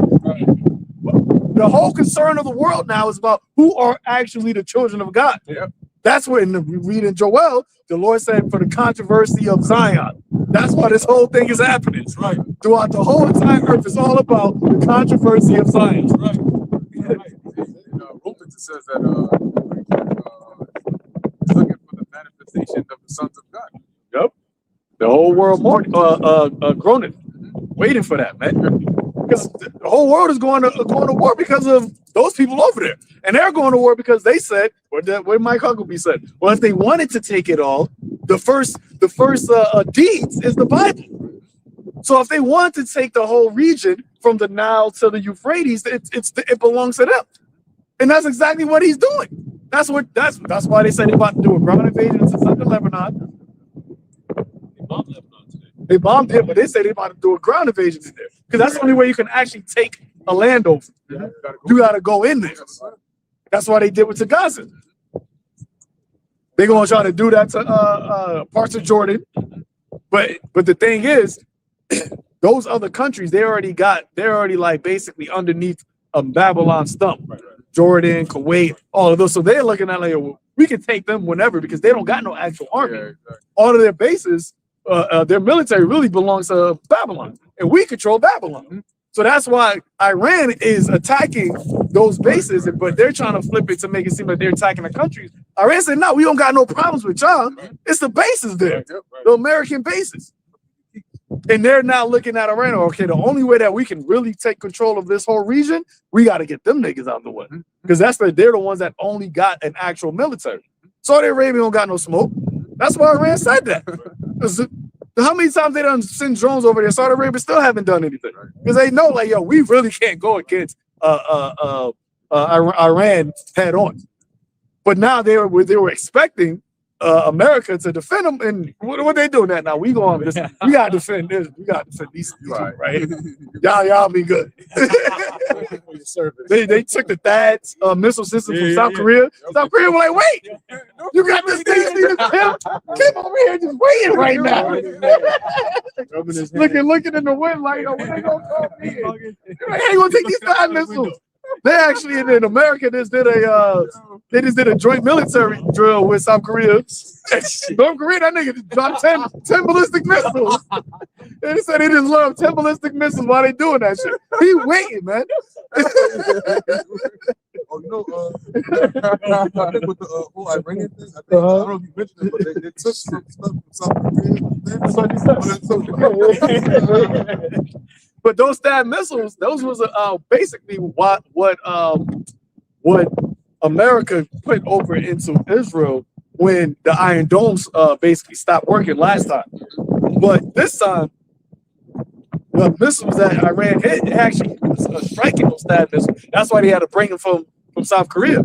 But those South Korean, they have a pact with them. They basically saying like, yo, those really belong to South Korea, even though they're American made. But it was like they leased it, so it's like you have a car lease. So South Korea leased, America leased it to South Korea, but they're paying for it.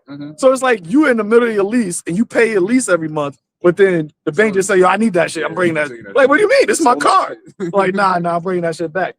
But you still gotta keep paying the rent though. Like, what? That's why the scripture says that they all gonna hate this horde, man. Everybody. Iran just said that Ukraine is official targets now. So they're getting dragged into it. They shot 100 missiles into Israel, and 50 got through. And John said 200 million. So these fucking devils always want to boast about their technology. You couldn't defend against 100? That's crazy. Yeah, they said about 50% of the small hats are leaving. They either leaving, fleeing, or underground. you know, y'all was underground in Brooklyn, so you know that y'all comfortable there. No, I was gonna say because I don't know when it happened with the South Korea when they actually took them, but this is from March 13th, and this is about the thousands of Chinese boats massed at sea raising questions. So it was like it said thousands of Chinese fishing. This is from Yahoo News. So it says thousands of Chinese fishing boats have been massing in geometric formations in the East China Sea in coordinated actions that experts believe are part of Beijing's preparation for a potential regional crisis or conflict. But I see something about South Korea. I won't get to that.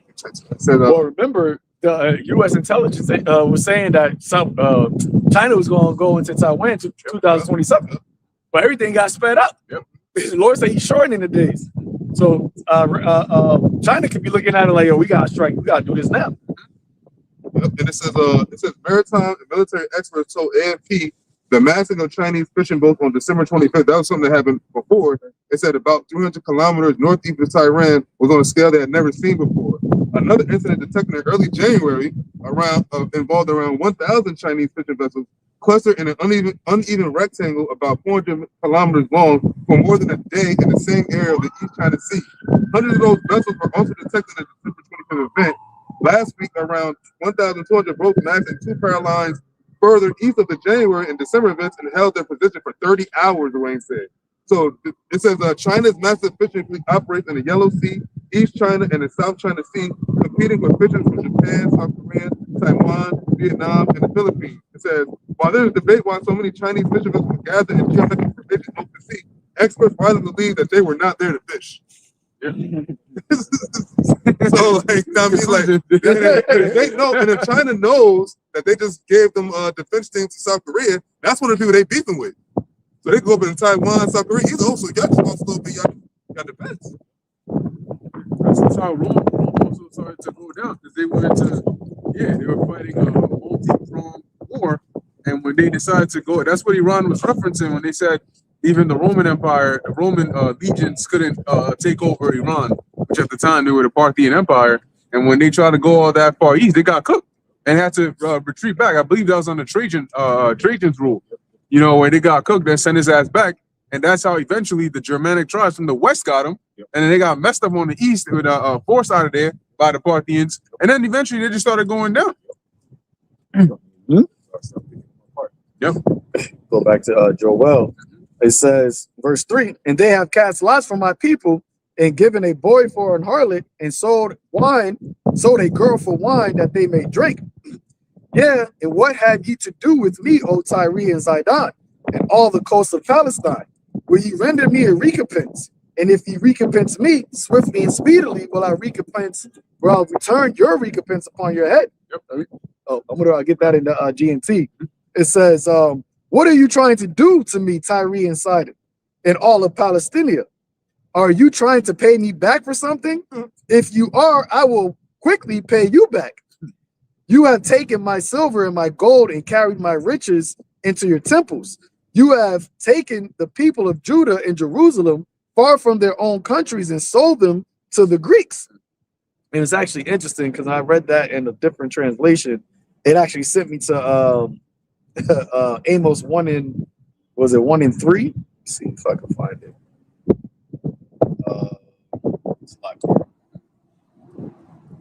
It's like Amos 1 and 6.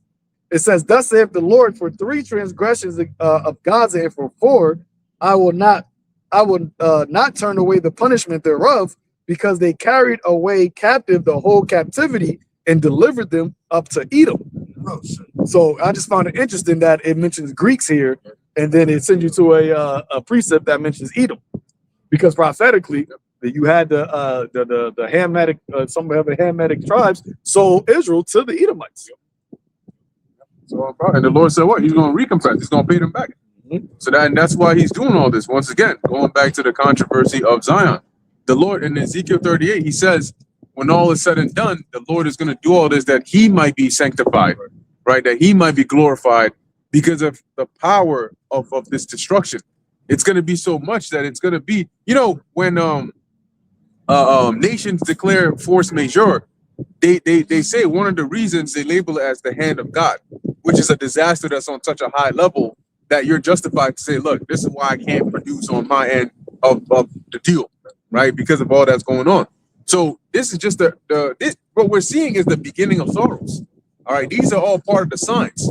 The sorrows haven't hit in full effect yet, but your people already starting to see ahead. Yeah, if this continues on, yeah, you're gonna feel it more. You're gonna feel it more, and soon you're gonna start feeling it more. And they're gonna keep looking ahead and just seeing that there is no end to the pain.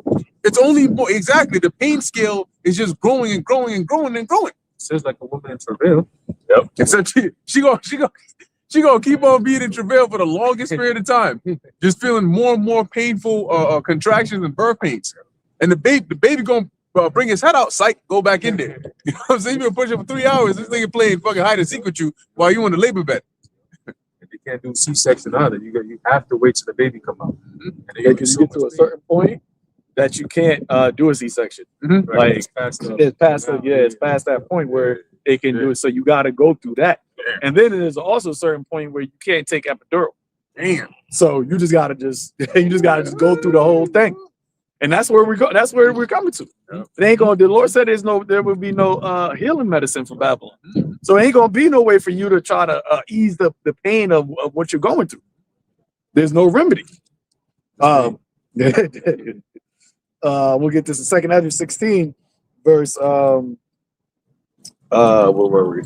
2nd Ezra 16, verse 35. It says, you know what? I'm gonna start at 31. Sorry, 31. It says, even so, in the days there shall be 3 or 4 left of them that searches the houses with the sword, and the earth shall be laid waste, and the fields thereof shall wax old, and her ways and all her paths shall grow full of thorns, because no man shall travail thereafter.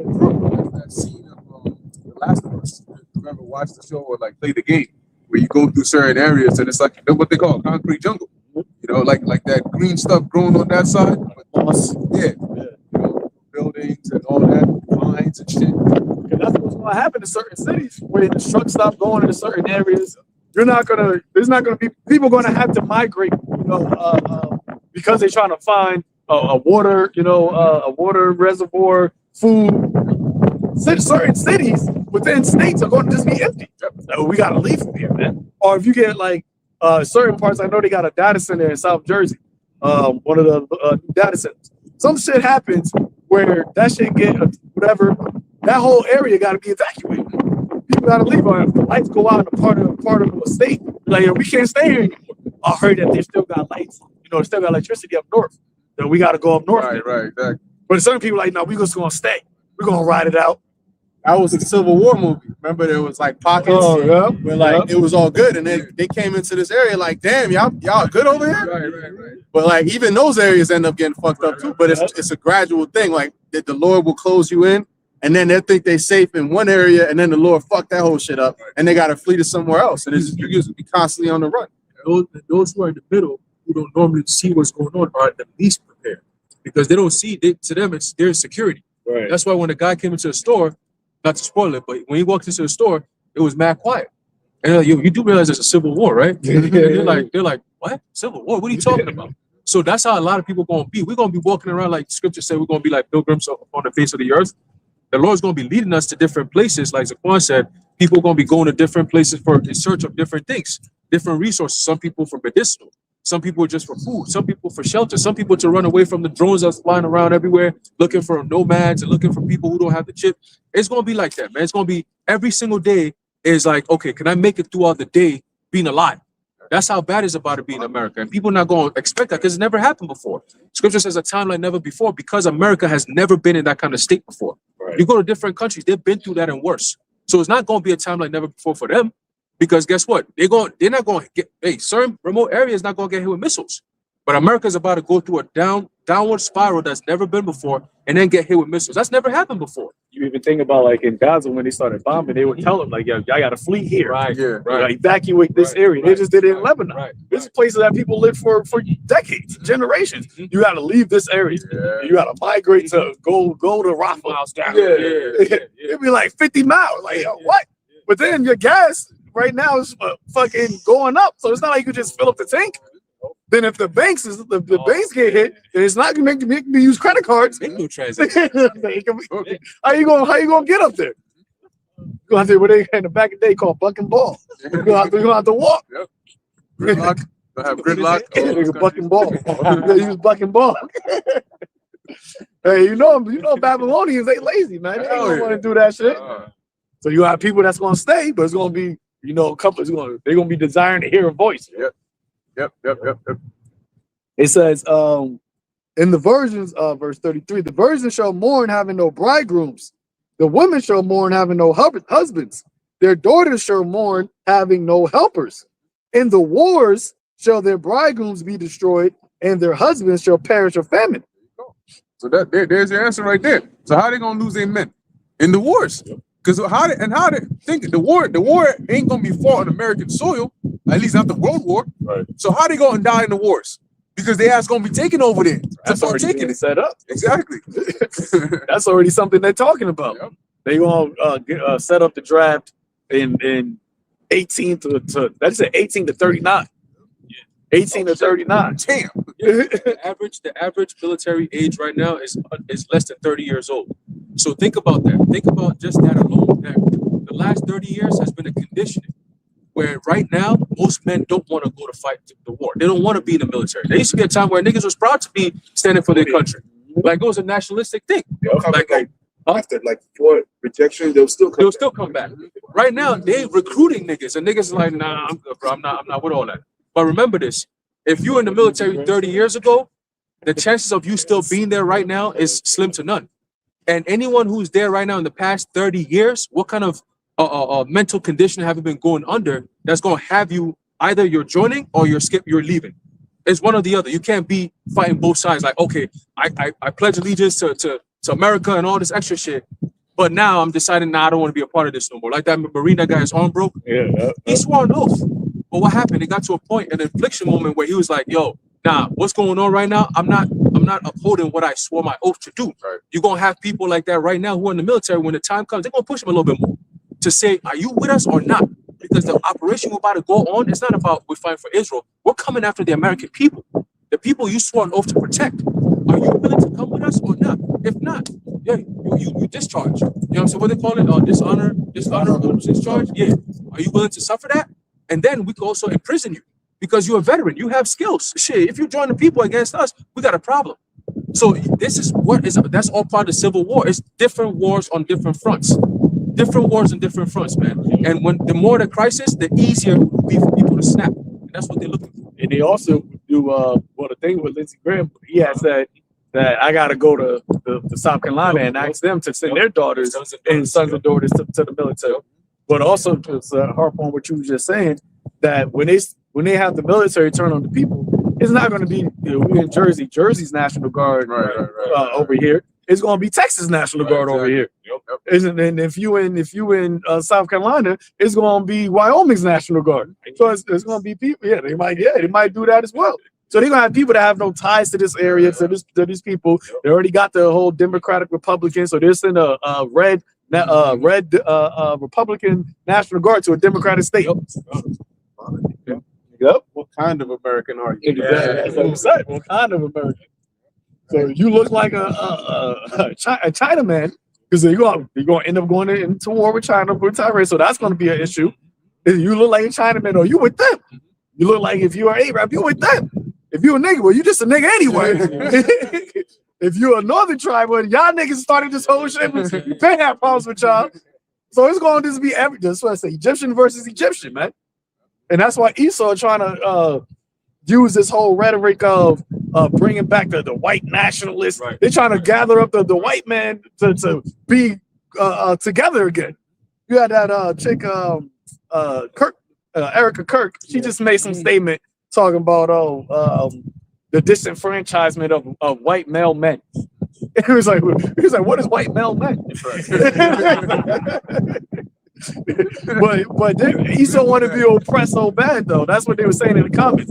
They was like, yo, you trying to make white people be so, y'all want to be oppressed so bad in your own kingdom. Yeah, you gonna get in the kingdom. You gonna feel what it is to be oppressed. But that's how Esau does though. Like that's what Amalek doing. All the regular. That's the only thing that the regular Edomite man is just taking a book from Amalek. Victimize yourself. That's just your spirit. We are victims, but you're also the oppressor. Victim villain. Right. Yep. Where is that? 2 Ezra 16, verse 35. It says, "Hear now these things and understand them, ye servants of the Lord. Behold, the word of the Lord, receive it. Believe not the gods of whom the Lord spake.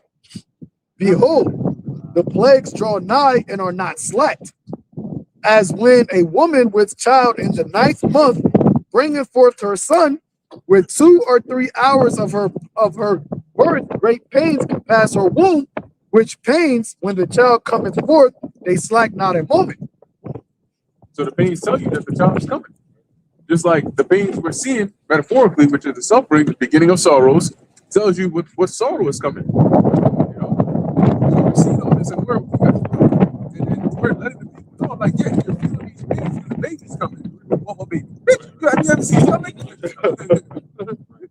Oh, no, I got some New York Post 49 minutes. It says, this is the title of the article. It says, any country except for US and Israel can pass through Strait of Hormuz, Iranian foreign minister says. So it says, Iran said Saturday that all countries besides the US and Israel can pass through the Strait of Hormuz in a desperate attempt at coalition busting less than a day after the US bombed military targets on its oil critical Card Island. As a matter of fact, the Strait of Hormuz is open. Iranian foreign Iranian Foreign Minister Abbas Araghchi said it is only closed to the tankers and ships that belong to our enemies, to those who are attacking us and their allies. Others are free to pass, Araghchi told MS Now. So I don't know, like any country. Nah, that's more like these, because you know what they'll do? They'll mix in things here, and then 3 minutes later, Iran will come out and say, "Yeah, hold on a second." Only they're both. Yeah, because you know what they're doing is they're first they came out with straight lies, and then they kept getting their ass caught. Because Iran will come out and say, "We did not say that." Right. So now they're coming out, all right, well, let's mix in a bit of truth and say, okay, the U.S. and Israel can't go through, but anybody, if that was the case, why would France be sending warships in there to try and open up the Strait of Hormuz? And they already said that. That same guy said, like, yo, you're the Trump administration, they're lying to manipulate the markets. He's saying, like, that's exactly what this is doing. They need to, because Trump does that purposely. Yeah. He'll say the whole shit about the war ending. When he said that, oil dropped. Remember, that shit went up like 35% in a couple hours. But then all of a sudden he said the war is coming to an end soon. And he knows that when he says that shit, that it's going to just drop. And that goes to show you how volatile the markets are right now, which is a horrible position to be in because investors have no clue what to do. Right, exactly. So at any word, they're just like, oh shit, all right, let me go sell. I'm gonna go buy. That's not good. And you're dealing with other people's money. So it's not like it's their own money. This is your 401k, your retirement plan that they're playing with, man. That shit, yeah, it's all bad right now. Yeah, I just thought about it. You said what? The South Park episode. You go and deposit your money into the bank, and as they depositing it, the nigga stops and looks at you, and it's gone. He's like, "What? It's gone." Finish typing, bro. He's like, "Next, please." What's that? Yeah, I just want to say real quick. There's going to be 2 wars. It's going to be the civil unrest war that's going to take place here. The civil unrest is going to call on. That's going to lead to the mass casualties of kids being killed off. I mean, you still got the 2/3 that still got to be wiped off. 2/3 of our people. You know what I mean? Those men, they gotta get eliminated, and then you're gonna have the nations. You know what I mean? You know, you know, Jake, and then you're gonna some of these other nations will have it to get wiped out too when they go out to this war. You know what I mean? That's why there's going to be these widow women and you know these baby moms is going to be everywhere looking for men, and then that's going to be the elect, the men of the Lord. That's going to be left because we're going to be out in the wilderness. We're going to be out and about and trying to escape and trying to escape the danger and all that shit. You know what I mean? So it's going to get real out here. Yep. They ain't gonna have food. God damn it. That shit gonna dash you that water. You gonna have women gonna be stink. I forgot about that. Yeah, it ain't gonna be something where it's gonna like, y'all got mad women. That's mad stink. That's mad stink right there. Ain't gonna be no hair salons. Ain't gonna be no getting your nails done. I was watching this movie this TV show Paradise, and basically like an EMP attack happened, and everything what happens with an EMP, and they had a spot. It was like a year later, and then long story short, there was a sex scene, and in the sex scene they started crying. The people they both started crying because it was like they haven't touched somebody in a long time. But when the sex scene started to happen, bitch took off her shirt and like this hair, and I was like, oh shit, I didn't even think about that. No hair. I was like, I didn't even think about that, and I was like, ugh. My girl was like, are you serious? I'm like, yo, like, what you mean? Like, that's not something I'm used to seeing. But like in that time, that shit gonna be normalized. Like, you just gonna have women just hairy. Like, oh. And it's gonna be worse. Why? Because you can shave now to keep it down. When you shave, hair grows more and faster. So now you don't got nowhere to shave, and it's exactly. You want me looking all hairy and shit, walking around, mustache and beard. You can't hide that shit. Yeah. You want to see females? Yeah. Like, nah, you might be a TT.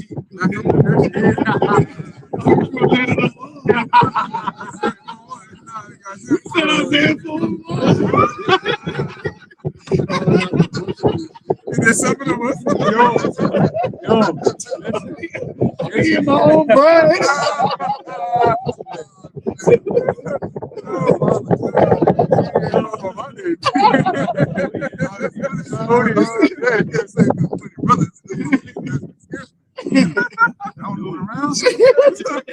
I got a good brother for you, man. Yo, shout out, son.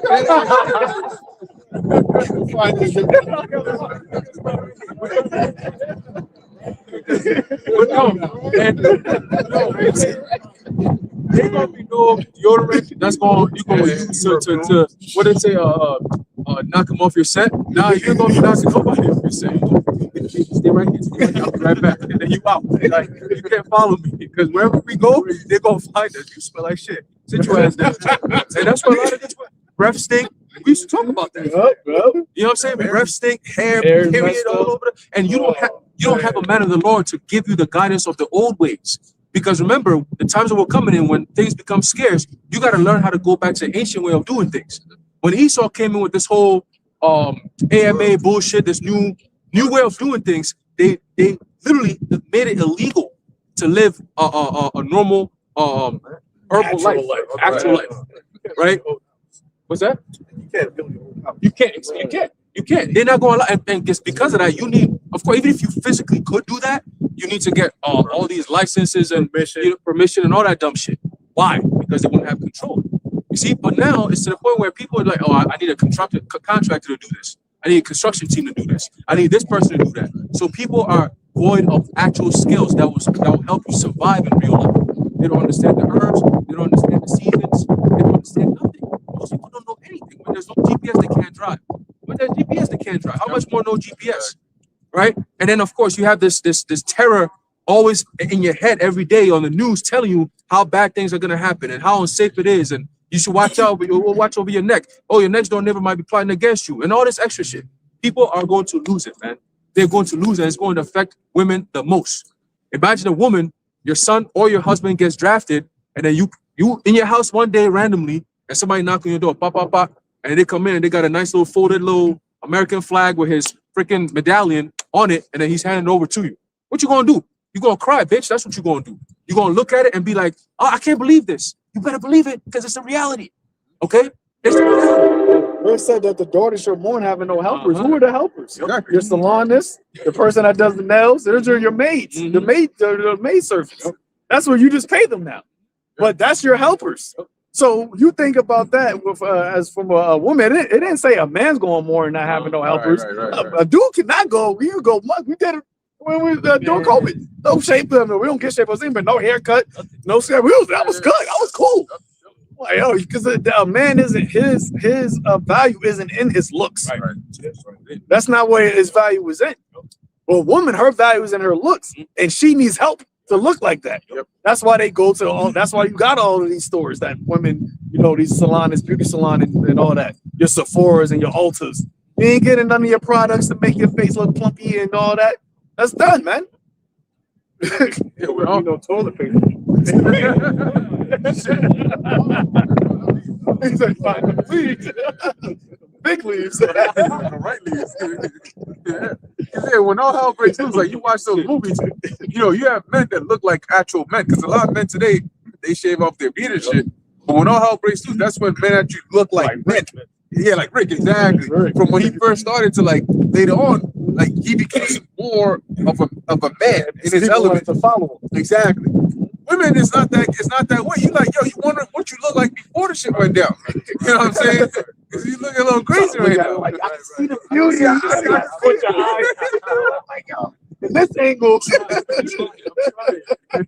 Yeah, it's gonna be tough, man. But hey, and that's why a man of the Lord is gonna be more precious than fine gold, because we're not gonna be at a loss. The Lord said we're gonna have an abundance. Imagine having more in Jacob's trouble than you did now, before all hell breaks loose.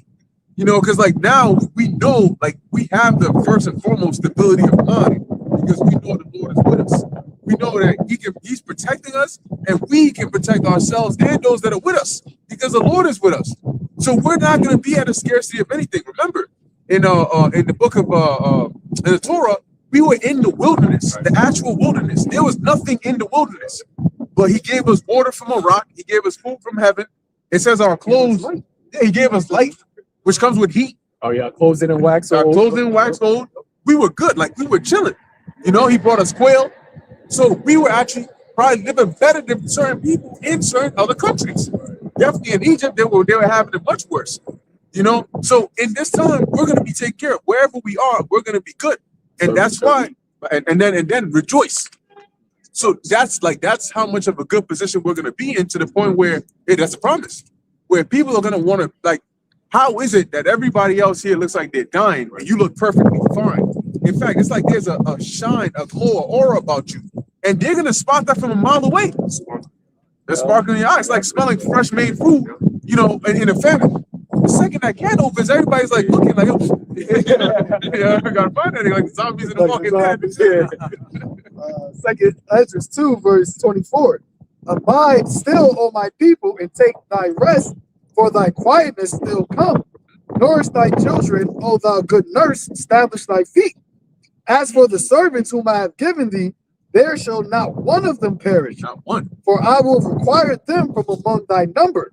Be not weary, for the day of trouble, for when the day of trouble in heaven is come, others shall weep and be sorrowful, but thou shalt be merry and have abundance. The Lord already said it. So if anything, we're looking forward to the merry and abundance. Right. And we know it's going to be at a time when everybody else suffers. That's what makes it even better. You know what I'm saying? Like, it's cool if we're all having it now, but at a time when everybody is worried about food and water and scarcity, we're going to have an abundance. Abundance, like Elijah and the widow woman. They had an abundance. With something that seemed so little, it lasted them all through. They weren't worried about a famine or a drought. Meanwhile, you had on the other side women eating their babies, complaining to Ahab. Everybody stressed the hell out. But he's getting fed with ravens, drinking from the brook. Yeah, the angel came and gave him some food. Yeah. He said, eat some more. Yeah. You're gonna need that. More journey. You got 200 miles to walk. They held him. That's the crazy That's part. the crazy part. How you eat a meal, you eat 2 meals, and you give them 40 days and 40 nights? Right. It's the book of John, chapter 16, verse 20. Got it? That's bad. Oh, that's just very- That's now. John chapter 16, verse 20, it says, Verily, verily, meaning truly, truly, I say unto you, that ye shall weep and lament, but the world shall rejoice. That's after milk, Joe. It says, and ye shall be sorrowful, but your sorrow shall be turned into joy. That's the beautiful part. Yep. And that's the times that we're about to enter into. All right, we all made a deal with the Lord that said, Lord, look, man, if you know, shit is going the way it is, and we got to take the L right now, so that you could take care of us in the time of Jacob's trouble, then yes, we're going to deal with that. You know what I'm saying?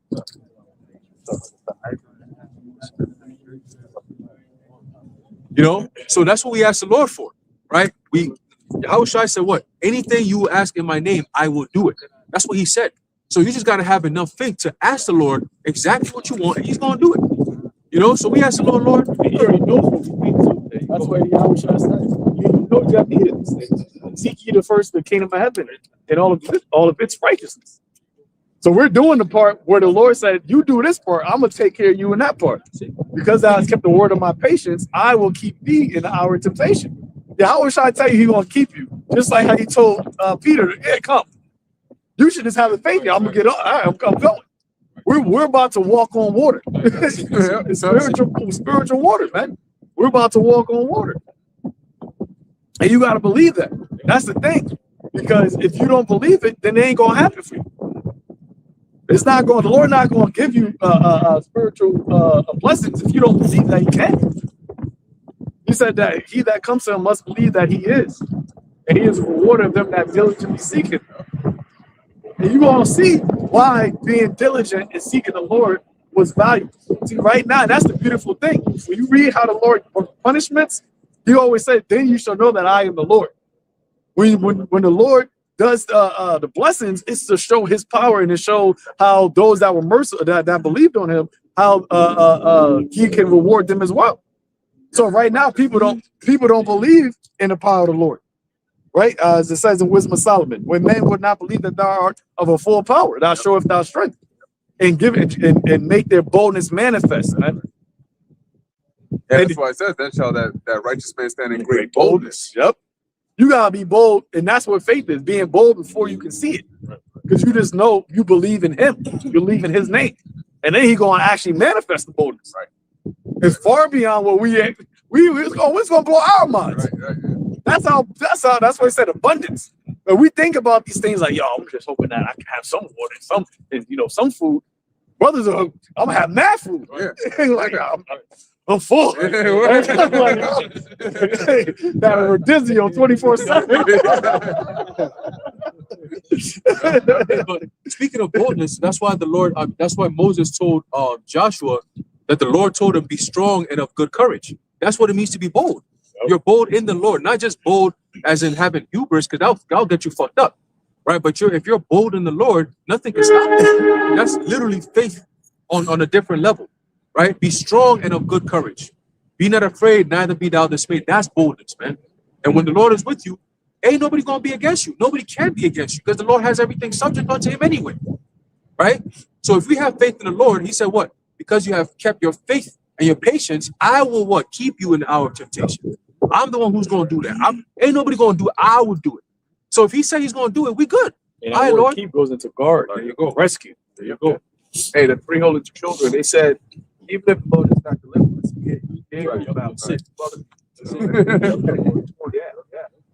I had a quick brief. Jeremiah 9, verse 23. Thus saith the Lord, let not the wise man glory in his wisdom, neither let the mighty man glory in his might. Let not the rich man glory in his riches, but let him that glorifieth glory in this, that he understandeth and knoweth me, that I am Yahweh, which exercise loving kindness, judgment, and righteousness in the earth. For in these things I delight, saith the Lord. So that's what you're supposed to be glorifying, right? Understanding and knowing the Lord, man. And that's what we have dedicated our lives to. Really do the mercy of the Lord, that we are able to do this, man. And the time is going to come when we're speaking about all of this hell and carnage, the things that have never been on the earth. you're going to see the value of knowing the Lord, man, and knowing the and understanding what He wants, because that's what your life was like. Ecclesiastes. What is the conclusion of the matter? And most people don't think about that, man. Every time I'm in a crowd or where I'm at, I'm on a train, I'm like, yo, there's nobody who thinks about Yahweh. Ain't nobody thinking about Him. And it's crazy because it's like when that time comes, even when the whole shit happened with the Austin shooting, there was a clip and you heard the shots getting popped off, and you heard somebody, Jesus, oh my God, that's what everybody says at every time. But you just praying, you saying a name that has no power in it, but you're calling upon what you think is a higher power. So how about that's just one incident? What is it going to be like when this is your days? Right. When every day is just like, yo, you just worried about your life being taken from you. There's a balance. Every moment you're going to be praying, but it ain't nobody. And that's what the Lord said. Then you shall call upon me, but I shall not answer. You shall seek me, but you shall not find me. Because when I called, you refused. And that's balance. You can't say to Lord, why ain't you ever look for me? Like, I send my prophets out. It's all on the internet. Yeah, the same people that you was laughing at. You had the Drewski. Yo, mad funny nigga. Yo, them niggas is wild. Them niggas, yo, stay away. They mad aggressive. Yeah, I just walk right past them. I put my head down. I don't say nothing. Yeah, well, the Lord, like, yeah, you said it to the least of them. You saying it to me. Right. It's only right. It's only right. It is. You can't out here just always push and then you get the pushback. Oh, why you push it back? Why you push it back? You know, like the Lord is gonna say, "Depart from me, for I never knew you." To those who are gonna be coming in last minute, talk about Lord, hey, because He says it. You know, Lord, have I not prophesied your name? Have we not done this and that? That's like you finally see the ultimate power, and you're like, oh shit, like I misconducted this the whole time. Hold on, let me be cool with Him. And He's telling you, look, I already know who you are and what you're about. You're not part of my people, bro. You need to back up, or else I'm gonna get somebody to come get you up out of here. And that's aggressive. That's aggressive. How is that gonna be very aggressive with that? Because when He says you're gonna be cast out of into outer darkness, that's a national team. That's aggression, bro. That's you get your shit stomped out, probably. Now you crying and shit back, Lord, like on some Esau shit. That's me. That's that out of darkness.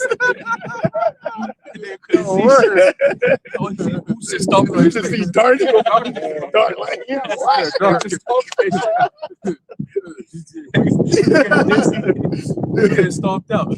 You like in those games where the shit, or you dying and like slowly, the scopes get smaller. It's like, oh fuck, yo, revive me, bro, revive me. 007. Right from the shit there. Yeah, wasted. Yeah, I had Luke 7:46, which this goes into what you just said. And why call ye me Lord, Lord, and do not the things which I say? And that's gonna be everybody. And Jesus fucking Christ, man. It's like, yo, and then you calling on the name which you believe, but you blaspheme at the same time.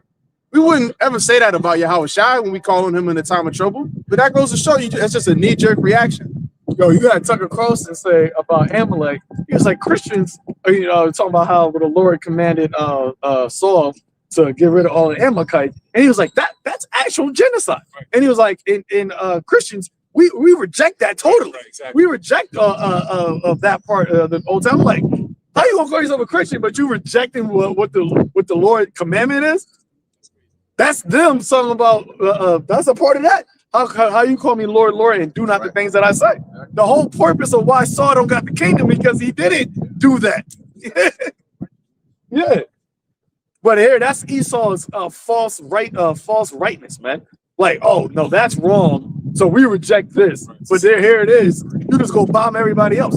What you do? Why is there's only 1% of natives living in Argentina? Everybody else is straight Edomites. Why? Because you did a genocide. Why don't you just see Native Americans walking around here? Why is Gaza damn near empty? And the list goes on and on and on. Over there in Australia, you don't see none of the little Tasmanian niggas running around because you got rid of them all. You think Australia, you think of Edomites, but it was a whole nation of people there before. That's crazy. Like, The scripture said that he made the world as a wilderness, Yeah. going around destroying everything and everyone. But you want to reject Right. Amalek getting destroyed. He's a vagabond. Even when they came to like establish Rome and all that, the Japhetic people was there before them. So they had to come everywhere they went. It was trying to replace the people that was there. Because he has no heritage, he has no culture. Unseasoned chicken. That's what Esau's whole identity is. Unseasoned chicken. But this is Luke 7:47. Whosoever cometh to me and heareth my sayings and doeth them, I will shew you to whom he is like. He is like a man which built an house and dig deep and laid the foundation on a rock. And when the flood arose, the stream beat vehemently upon that house and could not shake it, for it was founded upon a rock. Yep. Hey, going into what the Lord, well, Paul said in Hebrews the 12th chapter about everything is going to be shaken. And we have gotten a immovable kingdom. You see? So the fact that we based our stability isn't based off of what we could do.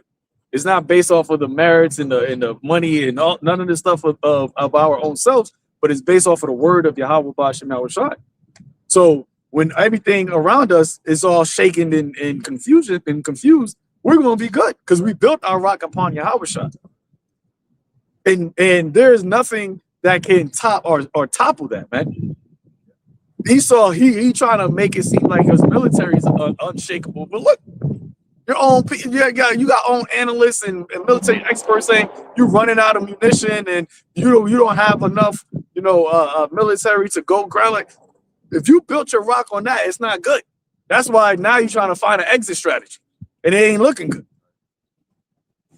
But that's why when we're going back to that scripture, you have to build correctly, man. Even when you come into the truth, you can't come into the truth because you want women. We just explain how the women gonna look like. Lord gonna have to do a marvelous thing in that day. that's another miracle in itself. You can't do it. Oh, I want to get the white man soaking. Nah, the foundation got to be that you want to serve Yahweh B'Shem. Right. That's the foundation. And when you build on that foundation, that's what gives you the longevity. Right. Go ahead. But he that heareth and doeth not is like a man that without a foundation built an house upon the earth, and against which the stream did beat vehemently, and immediately it fell. Yep, and the streams are the various different things that you're going to go through. And we've seen it. You got certain guys come in, and they were in it for the right reasons, and certain things happen, and they end up falling out. And it's only going to become worse and worse as time progresses too, man. It's going to get harder and harder. You're going to have your parents may come against you, your wife, your children. All of these things are the different streams and floods that's going to beat. But that's why Yahweh Shai said, if you can't love any of these things more than him, you're not worth it. Even your own life. That's why Paul said that. I count not my life not dear to me. And you got to realize, like, yo, this, we always talk about, this ain't living, man. This ain't life. There's some times when you think about, actually not being here is not that bad. Because what are you doing? You wake up, it's the same thing. You got to go to work. You got to do the same mundane shit. And then you see how these Edomites, Jeff Bezos, and all these other people living. Like, I get super yachts. I was telling them, I'm like, yo, you'll never get that. Like, you'll never be able to be on that fucking yacht. Ever. You can't even rent it. They're renting like $200,000. But you got Edomites that live like that. But that's why the Lord said, envy not the prosperity of the wicked, man. Look at Mayweather. They saying that nigga's broke now. Oh, that's why you gotta go back to fighting. Yeah, he might have some assets and shit. Fighting Tyson. He don't got no liquid money because he's a dumbass. And he spends his money like a fucking idiot. All them big watches, flexing the Rolls Royce, pulling the umbrella out the door. Look at me. Like, bro, doing dumbass deals. But that's Jake. And then Jake has like a glass ceiling. Like, you get to a certain point and the Lord just humble your ass, man. And you just can't get any further than that. And it's a beautiful thing with that demon too. Yeah, he just came out a couple of weeks. I stand with Israel. I'm always with. How he doing that? He chucking and driving for the money. But that's uncertain riches, man. The scripture says, "Trust not in uncertain riches." Reads, and the ruin of that house was great. Yep. So that's what's about to happen to these people in this world, man. Is you gonna be a great ruin. And it's gonna be a beautiful, because at that time the Lord is going to have some sense. The first shall be last, and the last shall be first. And you're going to see, then shall my chosen be known. When the things that are important, you don't have the what they call the essential goods, all of that. When that's not easily available to you, all of this materialistic shit that people strive for, that's going to be out the window. Nobody will be thinking about that shit no more. You're gonna be caring about your car and your watches and all that. It told you Ezekiel's the 7th chapter. Your gold and silver gonna be casted out because it's not gonna be of use. But everybody got something to close it out with that. Good. So with that, Lord willing, is edifying unto the elect, giving all praises, honor, and glory to Yahweh. The next time, shalom to the elect. Shalom.